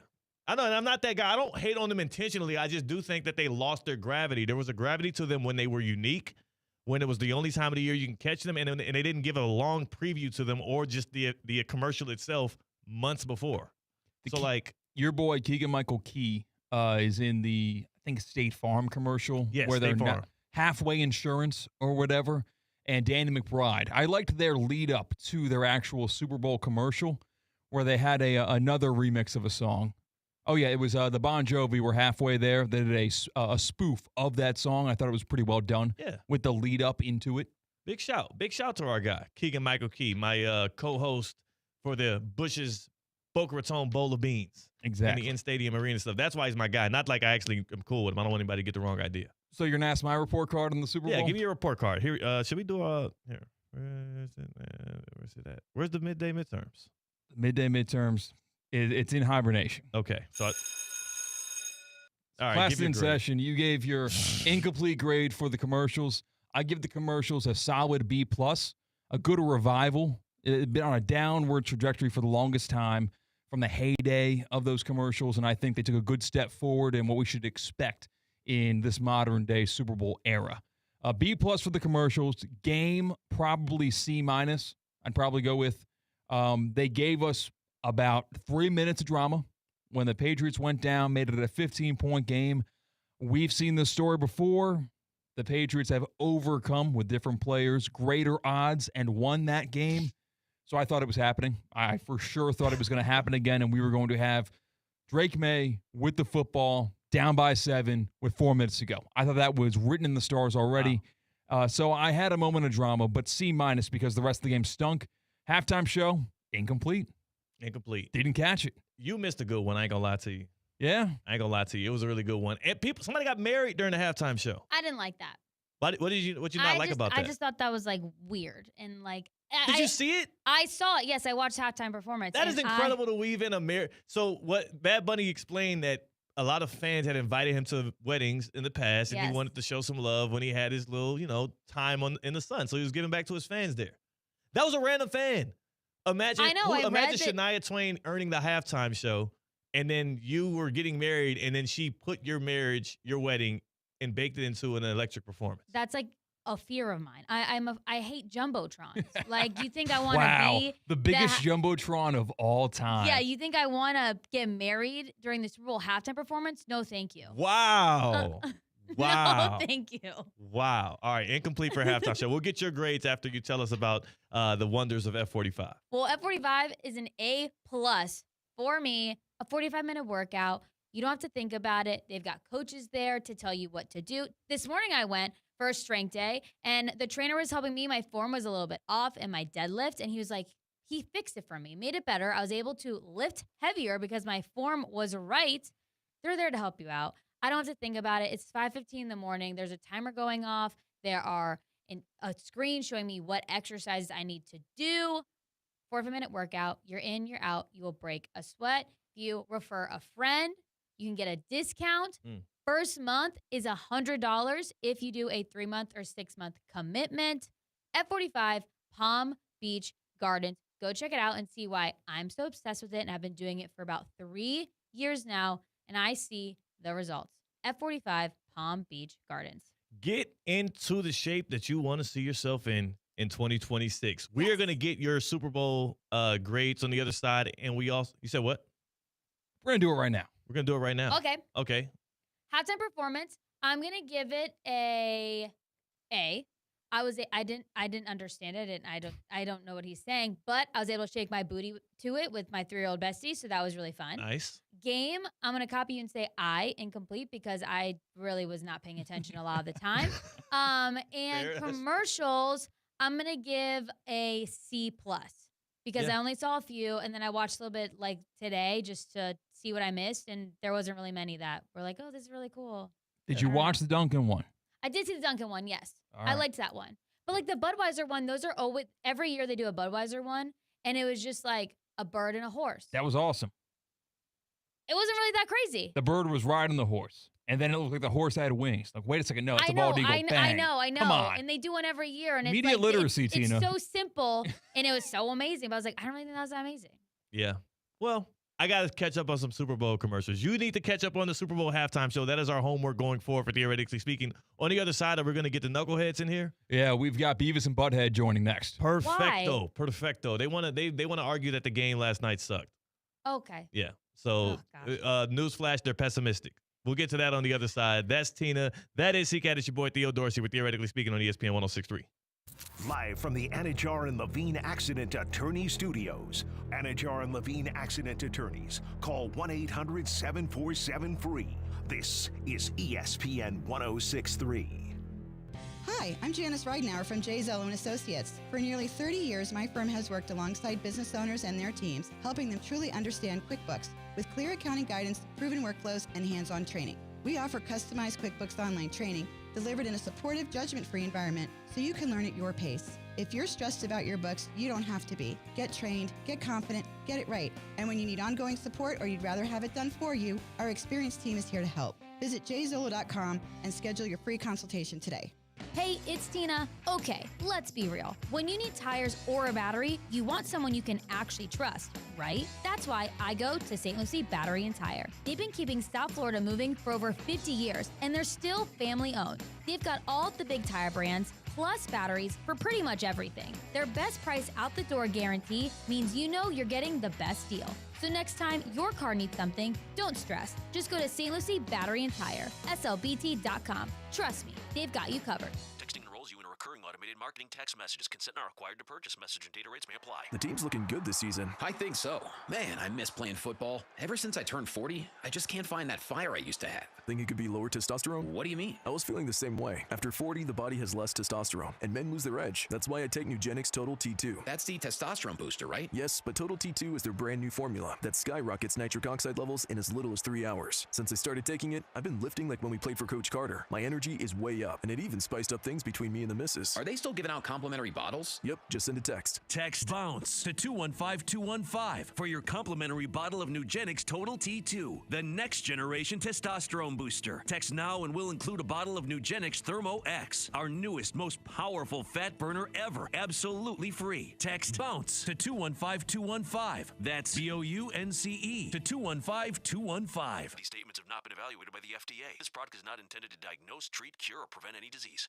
Business owners, are your employees driving you nuts? Is money tight? Or have you just poured your heart and soul into your business and now it's time to retire and just relax? At Transworld Business Advisors, they have buyers from all over the world ready to buy your business now. Call for a confidential conversation about your business's current value. 561-203-5121. That's 561-203-5121 or visit tworld.com today.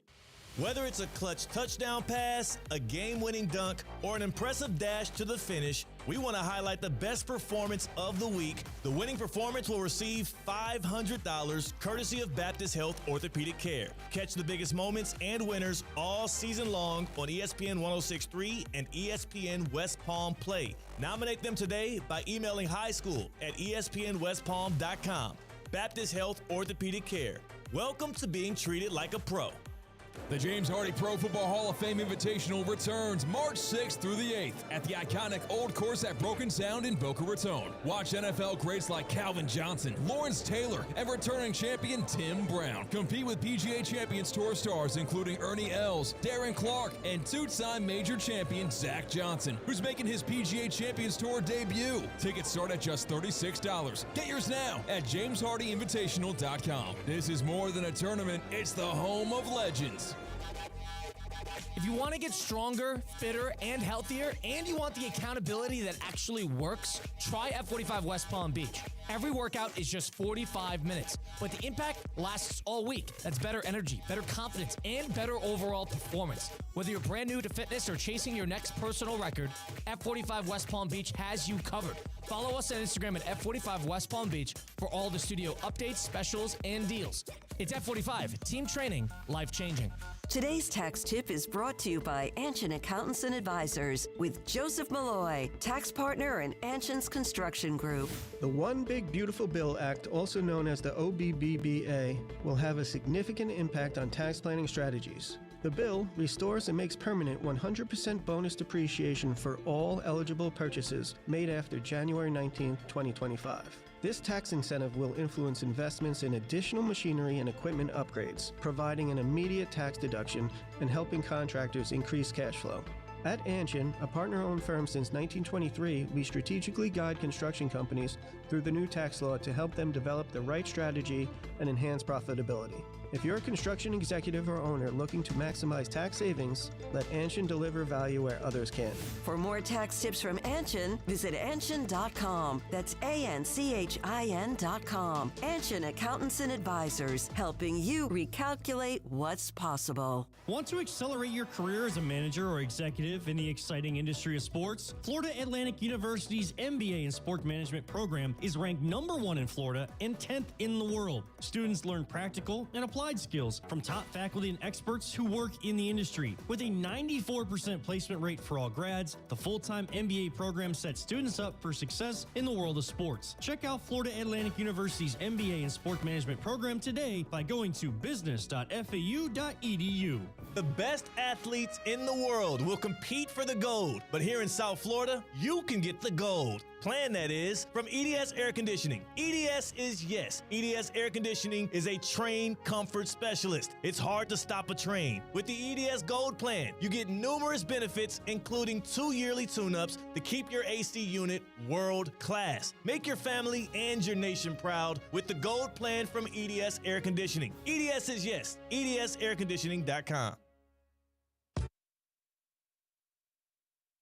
Me and my dad don't really cry very often. And, I told my dad I was, and my mom, but, I'm here because of their belief in me. And they believed in me throughout my entire career. And I think that's why I was able to believe in myself almost ad nauseum. Some people called me crazy throughout my career for believing in myself so much and having so much confidence, but it was because of my parents. Live from the Anajar and Levine Accident Attorney Studios, Theo Dorsey is theoretically speaking. Streaming live on YouTube, here's Theo Dorsey. That was Sam Darnold, not Super Bowl 60 MVP, but a Super Bowl winning quarterback whose redemption arc was cemented last night against the very team that he was ridiculed for crying out that he was seeing ghosts against. 19 for 38, 202 yards, and a touchdown for Darnold. The Seahawks win Super Bowl 60, 29-13 over the Patriots in Santa Clara, California. We're back here in the happy hour on Theoretically Speaking. C-Katt's on the other side of the glass on the ones and twos. Tina is in the house with us as well. And joining us live from TGL's SoFi Center is Russo and Rizzo, who literally could not contain themselves. They wanted more time so they can complain about how bad they thought last night was. Fellas, Mike, let's play it out, right? Yep. That Falcons-Seahawks Patriots Super Bowl, excellent game. Correct. Nice. Right? You could go down to the St. Louis Rams, Tennessee Titan, the stop at the 1-yard line, all-time game. And Colin, who could forget about Super Bowl 12? Jackie Smith dropped touchdown in the back of the end First zone. time the Patriots and the Giants played each other. That was a classic. Yeah, right? correct. That was a classic. Even the first time the Eagles and the Chiefs played each other. Great game. Yep. Great game. I think this one is just up there with them. Right? According to Theo, it is. Yeah. Theo. Thank you. Theo got one of the everything great he wanted. games we've ever watched, huh, Theo? Yeah. Theo had so much fun watching last night's game, despite absolutely nothing happening on the field. Correct. Talk about wait a second. You got to entertain everybody Kyle. outside the commercials. Theo liked the commercials. Yep. He liked the broadcast. He liked everything else. Hang on, he didn't watch. First off, didn't watch any of the commercials. watch I was commercials. listening to Theoretically Speaking before. He did not watch any. He of the didn't. He didn't watch a single second of the commercials. He had the So, gall. Theo, what were you entertained by? Hang on. He had the gall to tell me. Theo had the gall to tell me. He goes, dude, there was exciting plays in the game. Oh, we have God. one first down. Exciting plays from in the game. First There quarter. were exciting plays in the Florida State-Georgia game, too. Yeah, correct. From the first quarter to the Wait a fourth second. quarter, with about 9 minutes left, the Patriots had one first down, and you have the gall to tell me that was an entertaining. Theo had a blast the watching kicker, yesterday. The He had a kicker, blast. the kicker was the MVP until 8 minutes left in the fourth quarter. All right, And we you're done? telling me that was I could not wait for that game to be Okay, over. nice. The NFL, completely embarrassed. Yeah, fun. Completely Embarrassed, embarrassed a because little that strong, game a little was strong. that awful. Okay, And all was right. anyone surprised that the Patriots played that bad?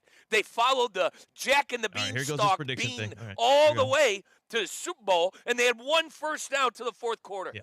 I can't take Terrible, that serious. terrible That game. was the worst. I'm That was sorry. one of the worst Super Bowls we've ever seen in our lifetime. Okay. And I think the NFL, they can't hide the stink of that game.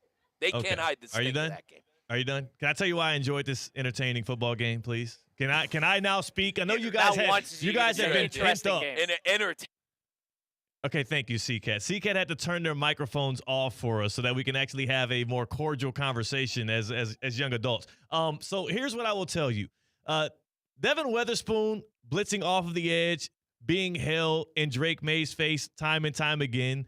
The 7 blitzes from a corner off of the edge, forcing fumbles, forcing interceptions, forcing the Patriots into bad plays. Them almost breaking a record for sacks in a game, them constricting receivers on the edge and on an island in ways in which the Patriots have beaten teams in the past. All of that was fun to me.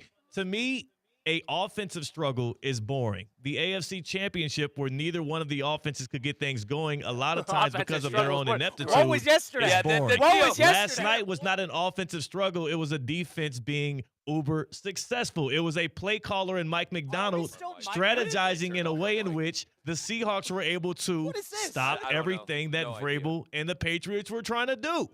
There's a difference between one team being really good and being dominant and a team playing incompetently on one side of the ball, and that's not what we saw last night. What? Fun. What is he talking about? I don't know. I have no idea. What are you talking about? No the idea. Patriots were inept offensively. It has nothing to it had nothing to do with the number one defense in the NFL. What did Stafford do against them in the NFC Championship game? The guy was flying up and down the field. What are we talking about? They had 500 yards of offense. It was a track meet. The National Football League. Are we muted again? No, there was a track meet. What did Matthew Stafford get going with Cooper Kupp who was and second in Devonta MVP Adams? voting? What about the guy who was sitting right next to him? He got his ass whooped. He had 80. He got his ass whooped. He got his ass whooped. Oh my Colin. God! It was a play. Here's the issue, though. Here's the issue. You know what's funny? If you're not going to give credit to the defense, went 4 straight if you're games not where going he to played give under credit, 60% of his classes. On 4 straight games, and he got sacked 20 times. He got 4 straight times. Right. They did absolutely nothing offensively. You know what's funny? Theo's talking about That the is AFC Championship had no offense. The AFC Championship had no offense. Fine. Well, the Patriots were in that game. But no. The next game where the Patriots did the exact same thing they did the first time. First half of the That's AFC great. That was game them. was That entertaining. was just excellent defense. Yeah. The first here's the drawback, fellas, Colin, Mike. The first half of the AFC Championship game actually was entertaining. The second half wasn't football. I do enjoy the sport of football. So you're one of those and the people. That was because of the weather. Yeah, that was because of the weather. I got news for you. That's football. Exactly what I'm talking Brother, about. that's football. Just because of the weather. And then listen, a snow nobody game could have succeeded in that game. A snow game like that in Denver absolutely is football. Not. It's actually not Theo, football. did you never? I know you're from. They were playing a different sport. From Houston, brother. You almost said Playing Dallas. football in the snow was one of my favorite things ever. Yeah. I mean, that is football. That's part of the game. Yeah, that's fun. The element is part of the game, You get bro. one of those. You're one of those people. But not you're one of those. not a guy you're one blowing of the those. dude Hang out on, of the let me get this backfield. straight. Not You're Will one of Campbell those getting people- dominated off the edge. That's entertaining to you with people slipping around in the snow. Watch the one of Winter those Olympics. You're one of those people that is begging for domes every game and getting rid of the outside elements. No. You're out on the elements. I never You're said out that. on Denver. You're out. If Denver, keep this in mind, if Denver has a good season, they have that. That's an advantage for them playing in the snow like that. Yeah, I never said that and I'm in my out opinion, that was a great game. It was a battle That of was wits. not a And do you great wanna know- game. Do you want to know who Halfback failed dive that after game? halfback dive after Was halfback that dive? Ramondre Stevenson runs up the gut. Not getting 3. So that's what you enjoy? You know what? You know what's That good? was in the first half. The AFC Championship game had so much more interesting implications and actual plays in the game that you could actually talk about. What? The Sean Payton play is the biggest play in either of these two games. 3. It was the That was first the biggest half. play in either of Three. these two The teams. first Laughing at half. us. What are you laughing at? The It game was the yesterday first absolutely half. stunk. And you know what? Drake May had No, I 5 was getting fumbles against text. the Texans. I was getting He had text in 5 the fourth fumbles quarter. against the Texans. Colin, I was He had getting the text in same the fourth thing quarter that against the us. Patriots were He did about the to same come thing back against and the win. Broncos. I was getting The text Patriot in the offense fourth was quarter that awful the the Patriots were about to entire come back and postseason. mount this But he had a amazing, great time. immaculate What did you have a comeback great victory. time watching? What did you have a great time The watching? Seattle Seahawks defense. I He enjoy said Devin- excellence. you know what I he said? enjoy You know what he said? dominance. Mike, you know what What he do you said? want I from said me? Devin Witherspoon off the edge. That was the first thing he said. Quarterback blitz. But Devin Witherspoon off the edge, that really, satiated How's my that not fun? appetite. How was that not enjoyable? That game. You're making fun of nickel blitzes. Quarter. You're making fun of nickel blitzes that blow up offensive game plans. Like, I'm sorry for enjoying the actual sport of football and not snow globes. He had 50 yards passing. Yes. He had 50 yards passing into entering the fourth quarter. He was absolutely terrible in the game. You know the one thing about the game? There was no flags. That was good. Maybe this might be too. So the tactical level in which Mike McDaniel called this, or excuse me, not Mike McDaniel. Mike McDonald called this football game for the Seahawks was not entertaining to y'all at all. So no, here's what's entertaining to me. When a game is actually blitzing on a quarter of the plays. The game wasn't interesting. Theo, Mike McDonald had a great game. You could have an excellent blowout game and it not be interesting. What is your definition interesting of and entertaining are two different things. Defensive highlights are still highlights. Entertaining is interesting. I could not. Interesting is entertaining. There's nothing interesting about this game. The best part about that game is when it was over. What's that? The best part about that game is when it ended. The game that was the best part about it. That was we got to get him out of here. Russo and Rizzo.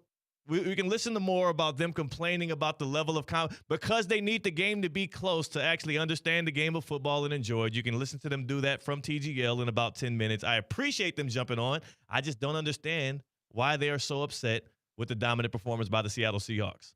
Seahawks. Congratulations on the Super Bowl. More theoretically speaking on the other side on ESPN 106.3. Does your business leave a lasting impression? Attractive, eye-catching signs help you stand out from the crowd and create a strong brand identity. Our team at Signorama West Palm are experts in helping your business get noticed and get effective signage in front of your potential customers. Our team can turn your blank windows or plain vehicles into money-making branding machines by drawing customers' attention to your business. So if you're looking to leave that lasting impression, call us 561-687-7993 or visit SignoramawPB.com. Spring training 2026 is coming fast to Roger Dean Chevrolet Stadium as the Miami Marlins and St. Louis Cardinals return to Jupiter for 30 games in 30 days from February 21st to March 22nd. Come out to the ballpark this spring and make a memory that lasts a lifetime. Season tickets, groups, and mini plans are on sale right now. Purchase your baseball experience at RogerDeanChevroletStadium.com. See you soon at America's busiest ballpark. West Palm Beach, get ready. Car buying just got a whole lot better at Greenway Kia West Palm Beach. We're open at 7 a.m. Shop early, beat the crowds, and stay on your schedule. Prefer a female sales professional? Just ask. Our experienced women make sure you feel comfortable and confident every step of the way. Every new Kia comes with full invoice pricing, the real numbers right up front. No games, no surprises. No time to come in? We bring the test drive to you. Greenway Kia West Palm Beach. Open early, priced right, built around you. Hi, I'm Janice Ridenauer from J. Zello & Associates. For nearly 30 years, my firm has worked alongside business owners and their teams, helping them truly understand QuickBooks with clear accounting guidance, proven workflows, and hands-on training. We offer customized QuickBooks online training delivered in a supportive, judgment-free environment so you can learn at your pace. If you're stressed about your books, you don't have to be. Get trained, get confident, get it right. And when you need ongoing support or you'd rather have it done for you, our experienced team is here to help. Visit jzillow.com and schedule your free consultation today. Love is in the air this Valentine's Day, and this gift lasts longer than roses. A free water test from Culligan. Culligan's advanced filtration and softening systems reduce harsh chemicals, giving you cleaner, safer, better tasting water. Come on now. Give your home some love. Schedule your free water test at Culligan.com. Serving all of South Florida. Culligan Water. Water you love. Hey, Culligan man. At St. Lucie Battery and Tire, batteries came before tires. We've been selling and servicing all types of batteries for over 50 years. So when you need a battery for nearly anything, we have it, as well as the fast, professional installation you need. We carry premium batteries for all your needs: automotive, commercial, marine, RV, and specialty. We also offer delivery and on-site installation, serving our customers quality products for over 50 years in the home of honest, reliable service. Go to slbt.com and book your next appointment. Live from the Anajar and Levine Accident Attorney Studios, Theo Dorsey is theoretically speaking. Streaming live on YouTube, here's Theo Dorsey. I can tell who had money on the Patriots money line. I also can tell who maybe, just maybe, didn't believe in Sam Darnold, but not that guy. That guy is a Super Bowl champion, and I'm still going to stick with the facts here, C-Katt. Hall of Fame trajectory, Sam Darnold. Your game is your golf game, though. Is that on if Sam Darnold is on your level of Hall of Fame trajectory in the NFL, my golf game is on I don't know, Masters champion trajectory. It's all thanks to the Kaiser Golf Coaching Center. But being serious here, it's on a scratch golf trajectory, which is a far cry from professional, which is a far cry from major champion, but it's on a scratch golf trajectory. It's all thanks to the professionals there right down the road in West Palm Beach. It's so easy to get to the flagship campus of Kaiser University in West Palm, off I-95, off the Turnpike. It's easy to get to, and it's the best facilities, tools, and coaching in the area. I know you're in town, and if you're a snowbird, if you're in town just for a short time, but not a long time, make those rounds count and get lessons today. KaiserGolfCenter.com, KaiserGolfCenter.com. You will not regret it. Bring that handicap down. Win some money off your buddies next weekend. You will be glad you did. KaiserGolfCenter.com. Swinging the sticks, hitting the links. Mm-hmm. When I walked through that bear trap this morning at the Cognizant Classic in the Palm Beaches, PGA National, and I eyed actually the 17T, and I want to play it, man. I want to play it. I think. Are you rescinding your offer to me to play that course? What do you mean? You said that like maybe we as a station. No. You know what though? We got to make something. We got to try to make something shake. Okay. We got to try to make something shake. I get out there and play the bear trap alone with you. You know, just the bear trap part. I got you. Fun. We'll find a way. Fun. Can't believe my guy Mike McDonald after what he did. He dropped defensive tackles in the coverage on 3rd and 9. On 3rd, he dropped defensive tackles in the coverage and sent the corners after Drake May. And I can't believe he's not getting the due credit. I'm looking out for y'all, Seahawks. Congratulations on the Super Bowl. And also, we are going to get out on that golf course. We're going to swing them sticks a little bit. Russo and Rizzo is next from TGL at the SoFi Center. That's C-Katt. I'm Theo Dorsey. Go in love, go in peace. Go enjoy.